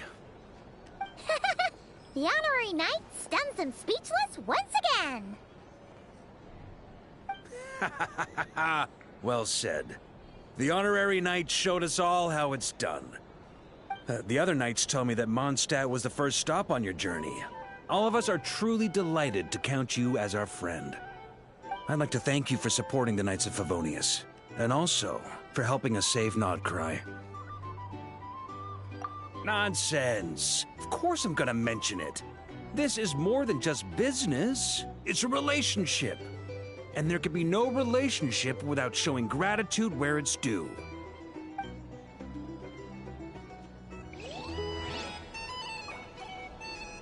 Hey there. Looking for a drink or two?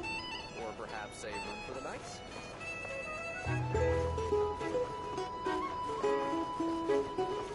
Drink recommendations?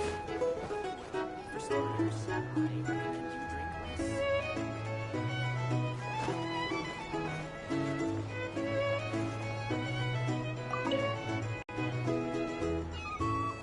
I see you've recovered. You bet. Snooze her way to a full recovery.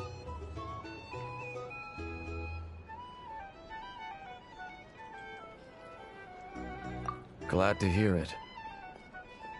A healthy body is paramount. Nothing else in life is possible without it. So take it slow. You can't afford an injury.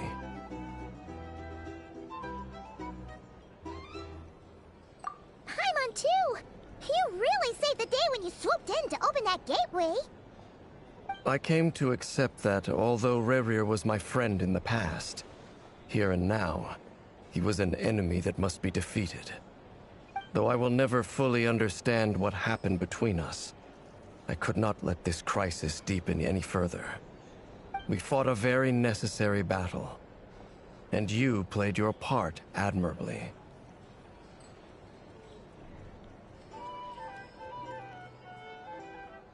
Yeah, and if you ever need to talk, just remember, we're always here.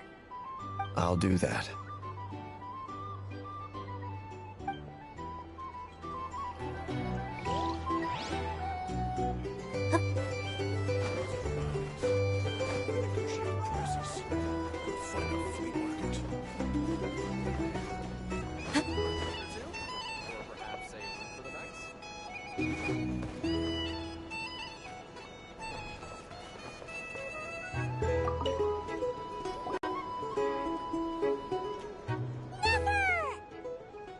Traveler, Paimon, are you recovering well?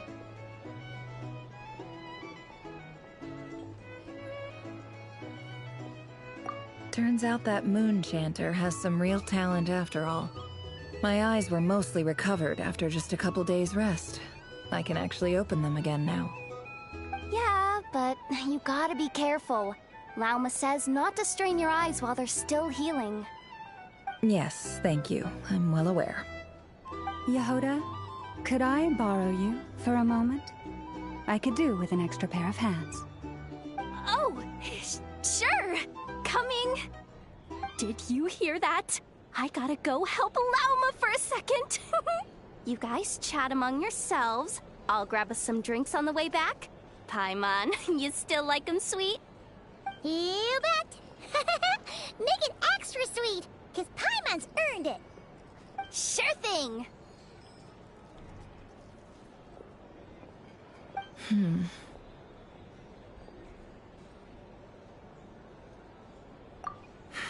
The Raker of Solnari. Kind of a snake, don't you think?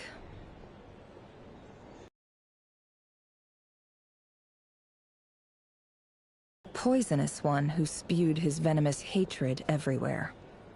Anyone who seeks revenge out of hatred for other people has become a snake. That's something my dad used to say.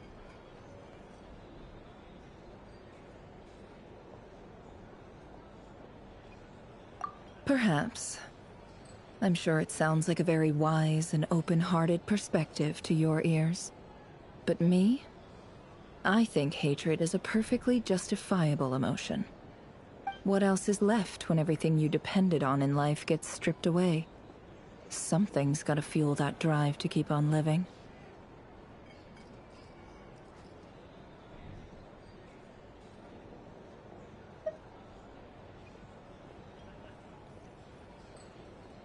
If you're worried about me, you can nip that in the bud.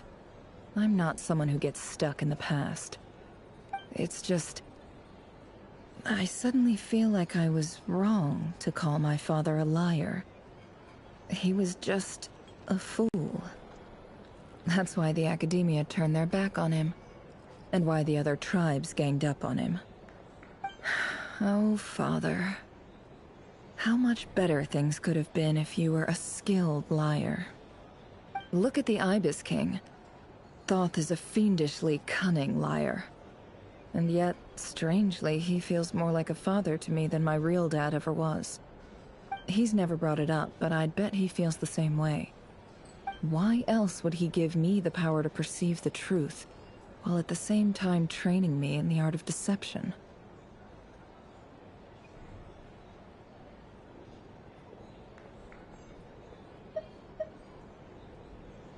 Well, King Deshret banished him to Aru, which is essentially a prison, and posed 3 questions to him.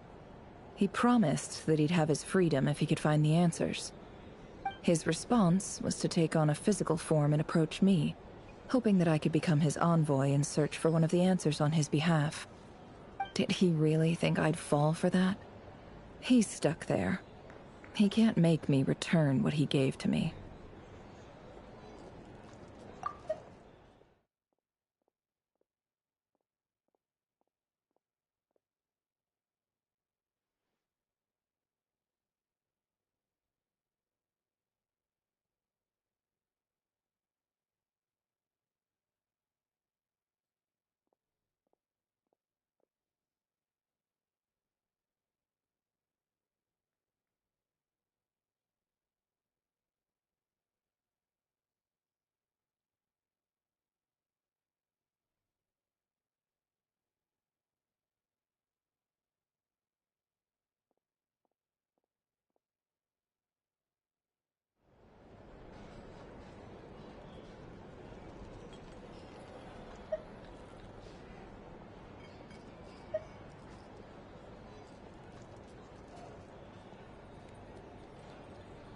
So that's enough for you to decide he's nice, is it?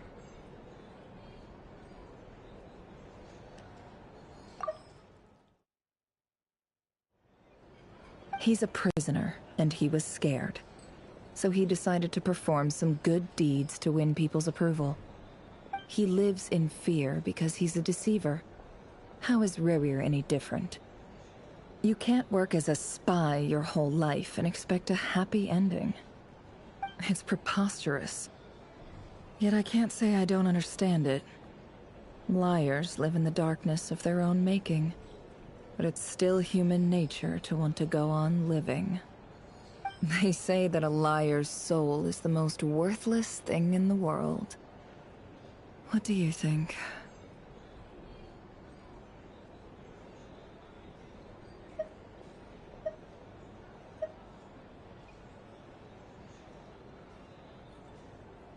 Oh, really? Well, it takes a very kind person to find compassion even for liars. If you ask me, the soul of a liar really is worth nothing. Because all they care about is themselves.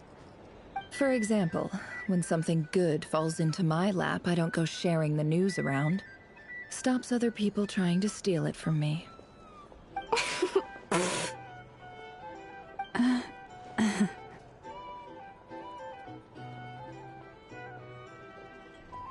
So be it. They have sharp ears. I can't keep anything from them. Oh, is that what it looks like?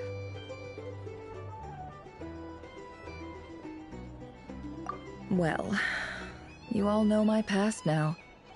And I can't simply eliminate everyone who knows too much. So I guess I just have to put up with you. For the foreseeable future, at least. When you find yourself in a situation you can't control, the safest play is to keep calm and start monitoring everyone involved like a hawk. In the intelligence world, you need to have a sense of perspective and play your hand accordingly.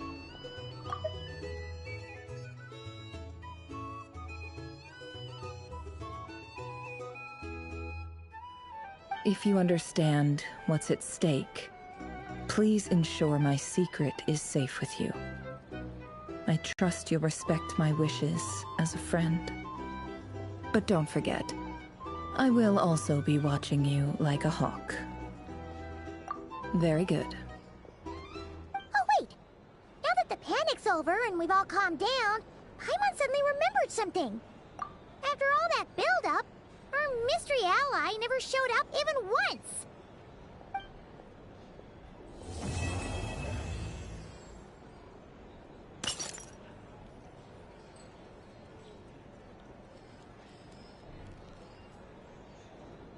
Huh? Am I imagining things?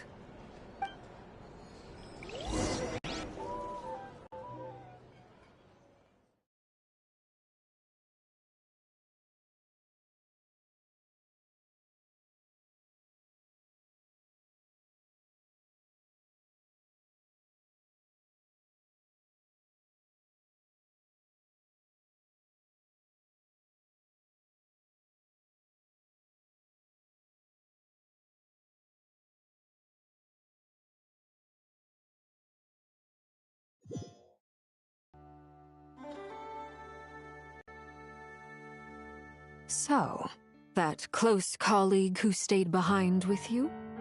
What's he been up to recently? Don't know, don't care. I get more normal human interaction from hanging out with Bosco too than him. Although, now you mention it, he hasn't bothered me in a while. I wonder if... If he's disappeared without a trace, it's the biggest gift he ever gave to the world. But I somehow doubt that's what's going on. He won't lie low forever. So we'd better stay on guard.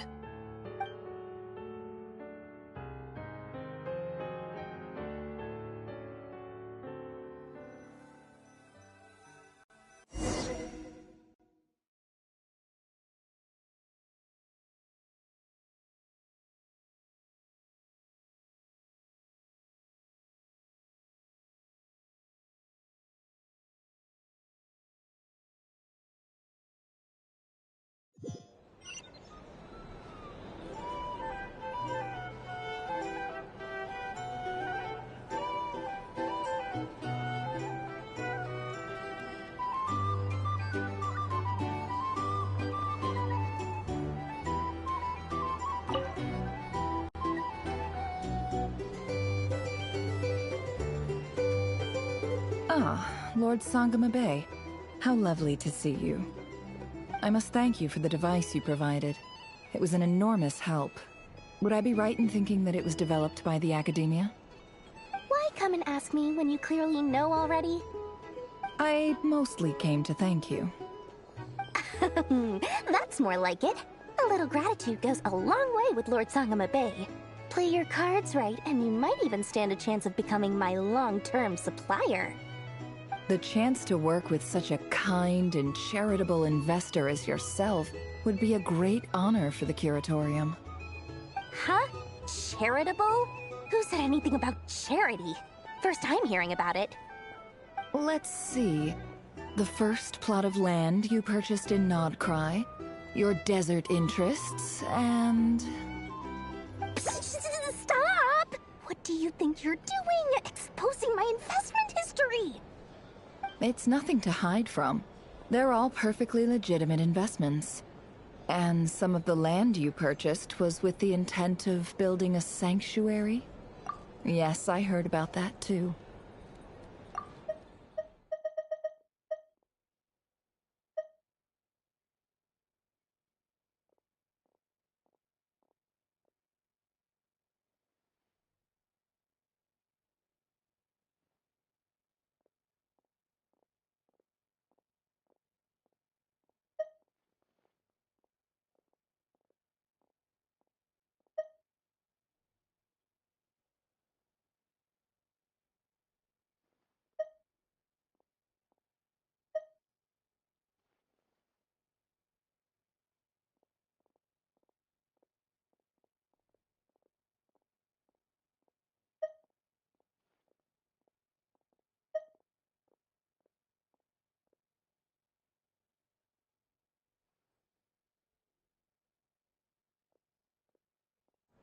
How did you... You're a curious case, Lord Sangama Bay. You don't like people finding out about your good deeds, do you? But I'm afraid no matter how hard you try to keep things under wraps, where there's a will, there's a way. You did it for Sumeru, didn't you? It was empty land that was gonna go to waste otherwise. I figured if I built something there, it might at least get some use in an emergency. Disasters are capricious things. They strike without any warning. I've lost family to a disaster before, and I don't want to lose any friends or business partners if I can help it. My elder sister used to dream of finding a sanctuary. Somewhere with plenty of food, water, and medicine. Where everyone could live happy lives.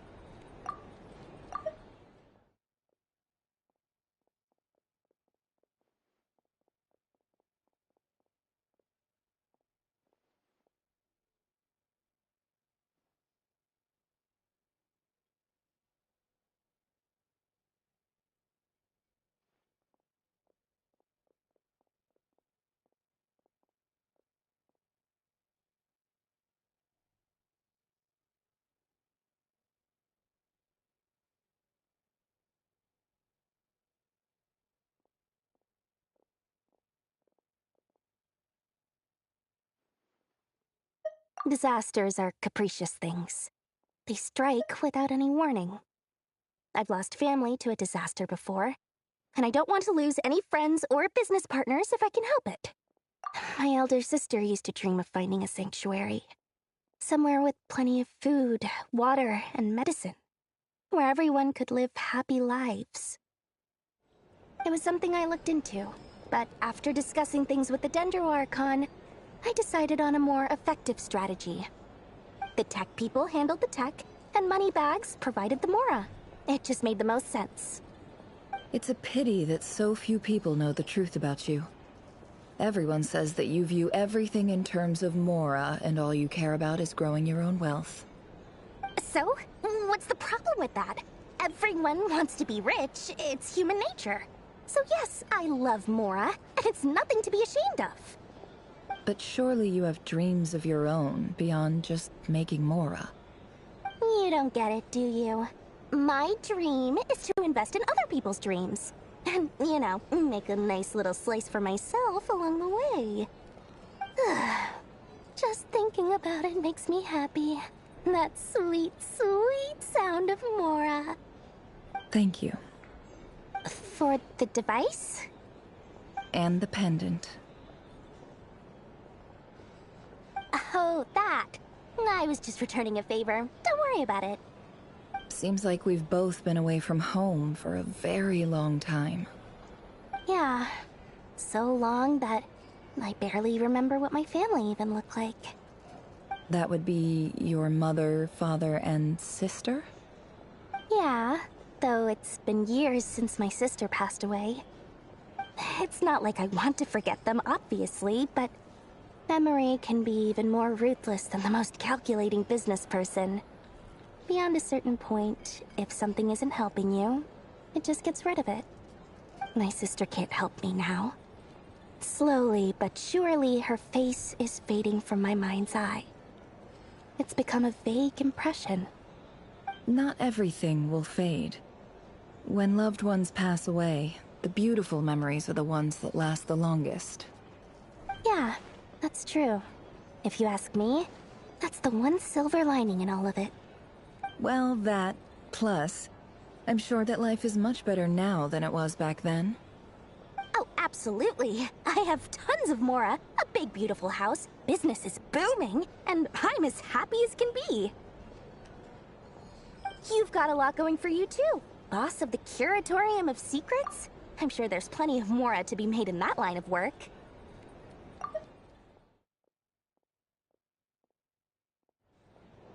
I appreciate the vote of confidence.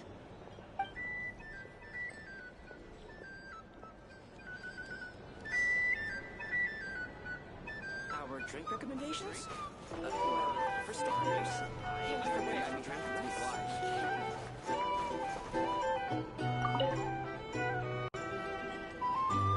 How have you been holding up? Any adverse reactions? If you start to take a turn for the worse, make sure you tell me right away. You don't need to worry about me, Grandmaster. I'm fine. I mean, I barely did anything, so...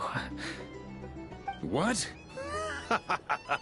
You're too humble, young man. You played an indispensable role in the battle for Nodcry. We can't thank you enough for your support. Sometimes, when people praise you, it's because you deserve it. The best thing is to accept it calmly and with grace. It's important to learn how to respond to words of admiration. Let's do a quick demonstration. Albedo, that was an incredible feat of alchemy. The pressure was on, but you worked flawlessly at lightning speed to get the job done. Thank you. I can't take all the credit, though. Durin played a big part in forming the alchemical array. See? Did you catch that? A masterclass in how to take a compliment.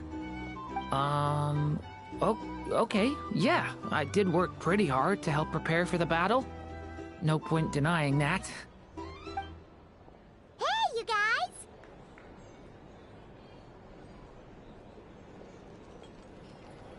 Hey, look who's bounced back. Looking good, Traveler.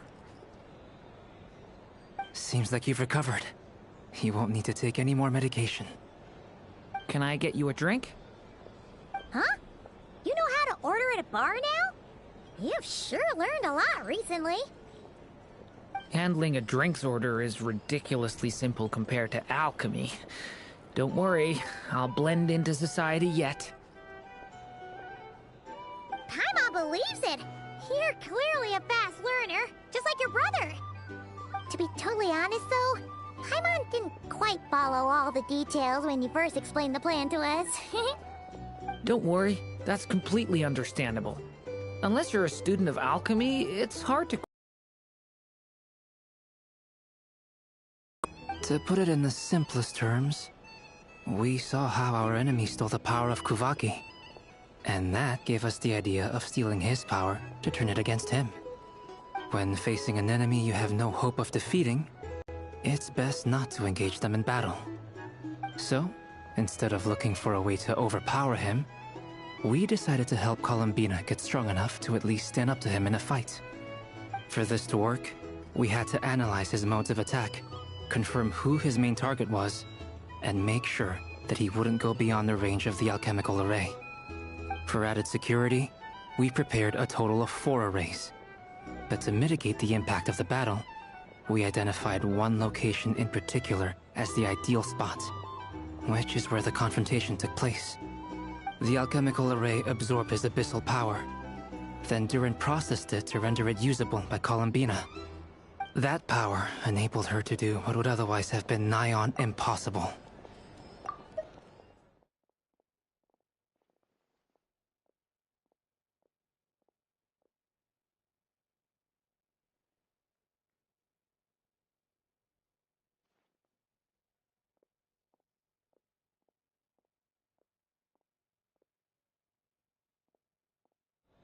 What surprised me was that Dainsleif actually agreed to join us.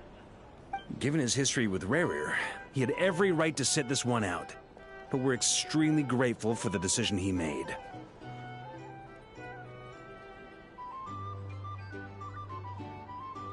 It must have been a painful choice to make. But I'm sure that making a decision was far better for him than staying in limbo. Absolutely. He was torn between 2 paths, but in the end, he made his choice and stuck to it resolutely. He doesn't strike me as the sort of person who'd stay trapped in limbo for long. Anyway, however you cut it, everyone gave a stellar performance. And now, it's time to kick back and celebrate.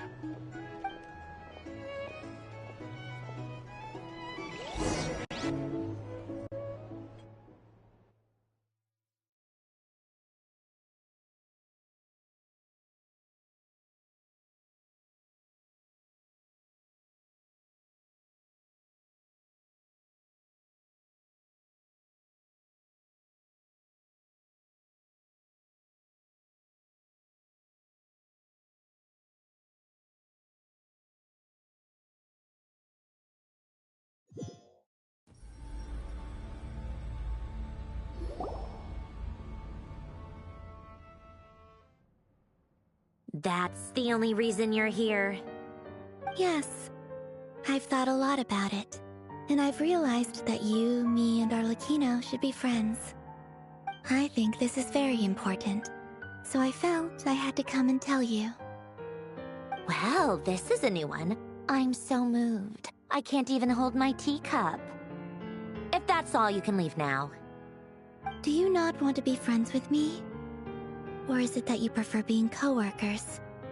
What is this, Columbina? Are you deliberately testing my patience threshold?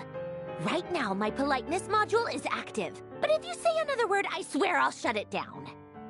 If your politeness module was active, wouldn't you say the word please at some point?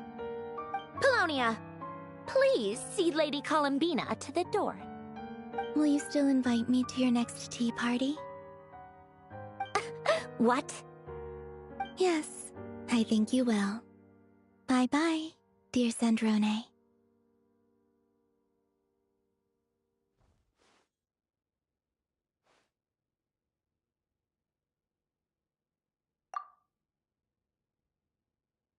Last time, the Wild Hunt escorted you out. Would you rather I handled it myself this time? We just wanted to, see how you were doing now that it's all over. Why? Out of concern for my safety?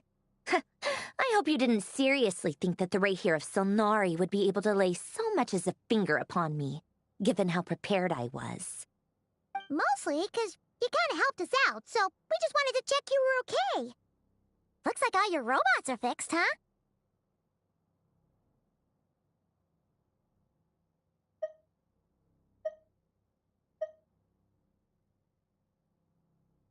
Oh, don't you worry about that. Tea time is already a write-off. The visitor before you managed to kill my appetite. If you're in the mood for tea, go ahead and help yourself. Otherwise, it's going to waste. My coasters are still missing in action, though. Use this notebook instead. Whoa! Pretty hefty notebook. Look at all those calculations. You can ignore those. They're just dumb scribblings. I doodle and write in my free time. Sometimes I remember the distant, dreamlike past. Sometimes I imagine the far-flung future.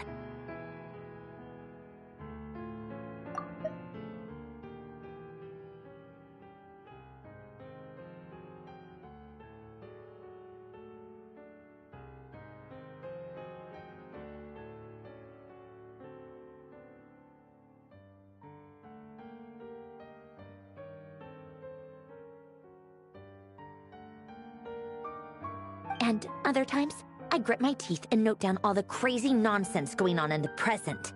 Some people do the crosswords in the newspaper. This is my equivalent of that.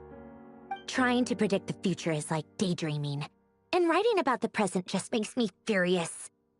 The past is my favorite. If nothing else, it's already set in stone, so I don't have to rack my brains trying to figure it all out. Huh. Although, having said that, the only vaguely interesting memory in my past is probably that guy they call Lord Artificer.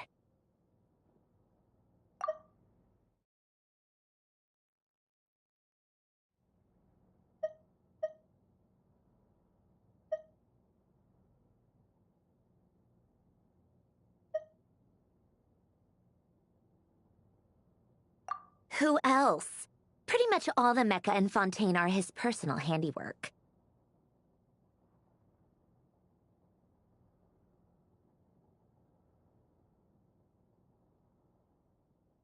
Wait, are you saying you know him? Like, personally? As a friend? I mean, I guess we were friendly enough.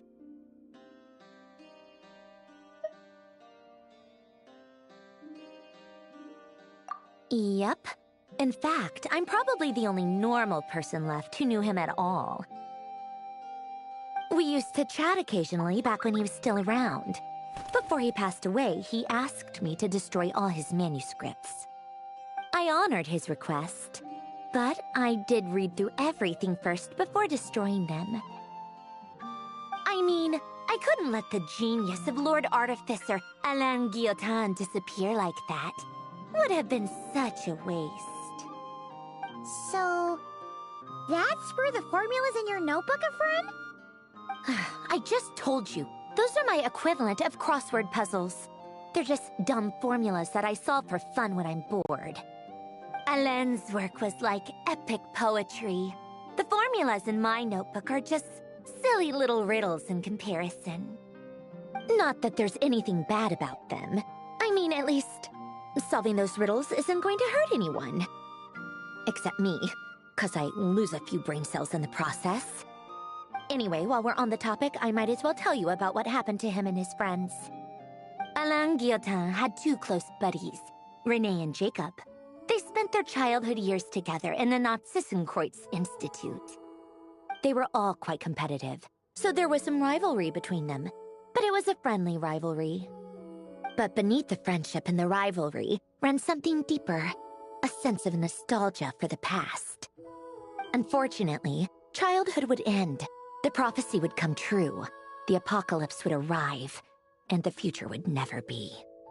A mad dream that would normally only capture the minds of lunatics begin to take root in their hearts. A dream of saving the world. And if René and Alain had been people of lesser wits, that dream would probably have ended up as something for them to joke about in their older years. But alas, they were some of the sharpest minds around.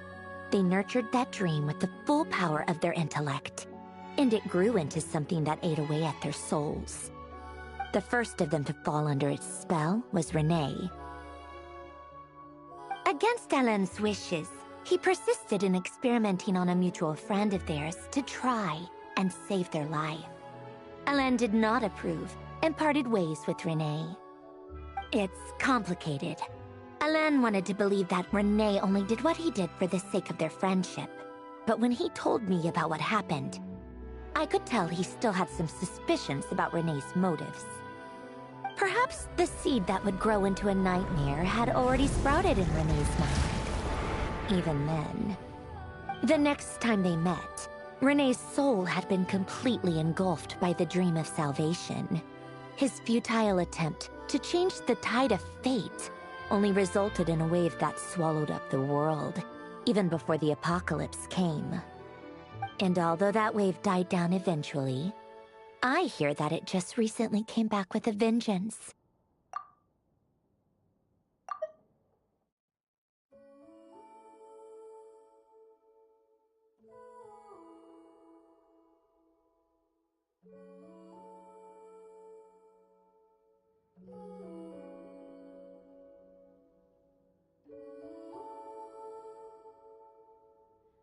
As I understand, Renee wanted to live out his dream of salvation once more.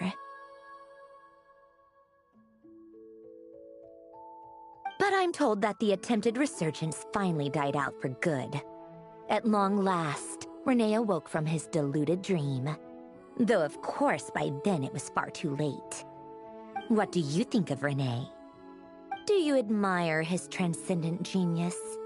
His view that any price was worth paying to achieve the lofty goal of saving the world? Or do you despise him?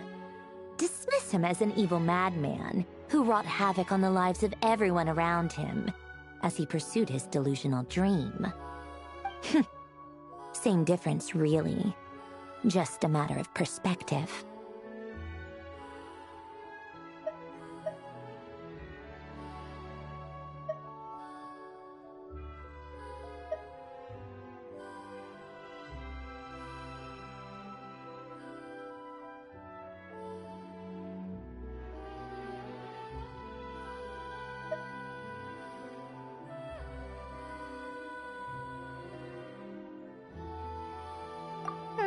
What a cop-out.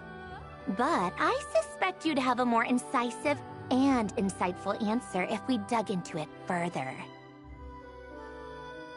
I don't like fanatics who give up their whole lives for their ideology. Nor do I like fools who let their delusions take control. Maybe I could understand if Renee had just been an ordinary person. But he had a sage-like intellect. And still managed to get himself lost in the labyrinth of his own desires. Anyway, that's enough about Renee. Now, moving on to Alain Guillotin, the Lord Artificer. He managed to put a stop to the first storm whipped up by Renee. But after that, Alain lost his friends and family. To his credit, I suppose, the loss of his family and friends was purely a tragic accident. It's not like Alain sacrificed them for his cause or anything. After that, the only thing supporting his work was the same dream that had dragged his closest friend down to the abyss. But although the desire to save Fontaine drove him to found the Fontaine Research Institute, Alain continued to reject any form of transcendental knowledge or power. He was suspicious and fearful of it, having seen the way it had affected his closest friend. I think that formulas and machines derived solely from human intellect were the only thing that gave him a sense of spiritual comfort. Yet Alain's intellect was simply too great. It barely left him space to breathe in his lifetime. Once he realized that the end of his life was approaching, he finally accepted the truth. The Nazissenkreuz Institute needed someone, and a human being, to see its story through to the end.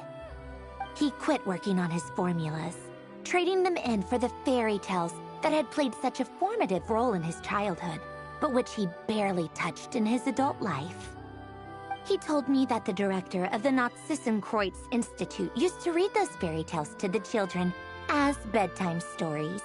Apparently, they worked wonders at sending kids off to sleep. I think that all he wanted at that time in his life was to be able to sleep deeply without being plagued by depression. By that point, nothing else really mattered. At the very end, he laid down to rest in the ruins of the former Nazissenkreuz Institute orphanage, while the Fontaine Research Institute he had founded continued tirelessly with its work.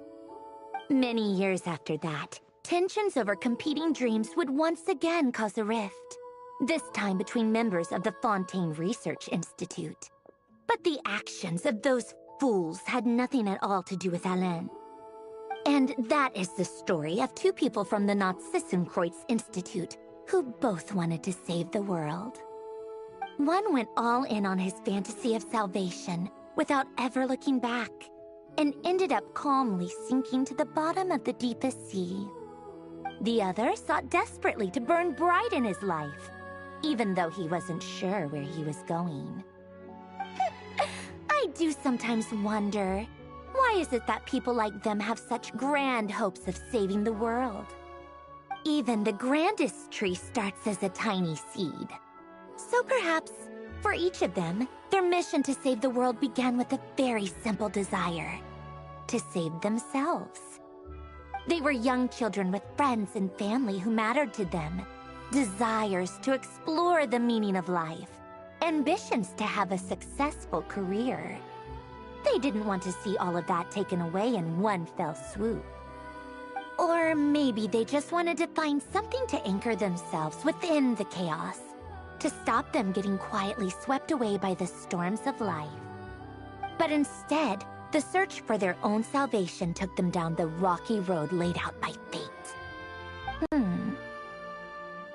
you think the desire to save oneself is enough of a justification to try and save the world?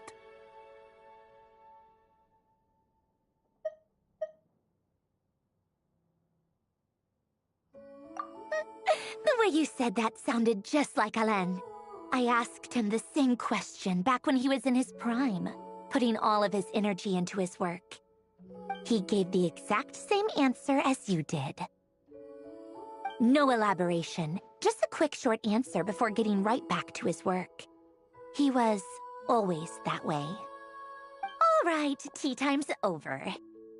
I owe Arlecchino a favor for telling me these stories. I'll have to bring a whole sack of gifts the next time I visit the House of the Hearth. I'm gonna go tinker with Polonia now. You guys can do whatever you want, as long as it doesn't involve interrupting me. Polonia, exit hibernation mode. Begin diagnostics.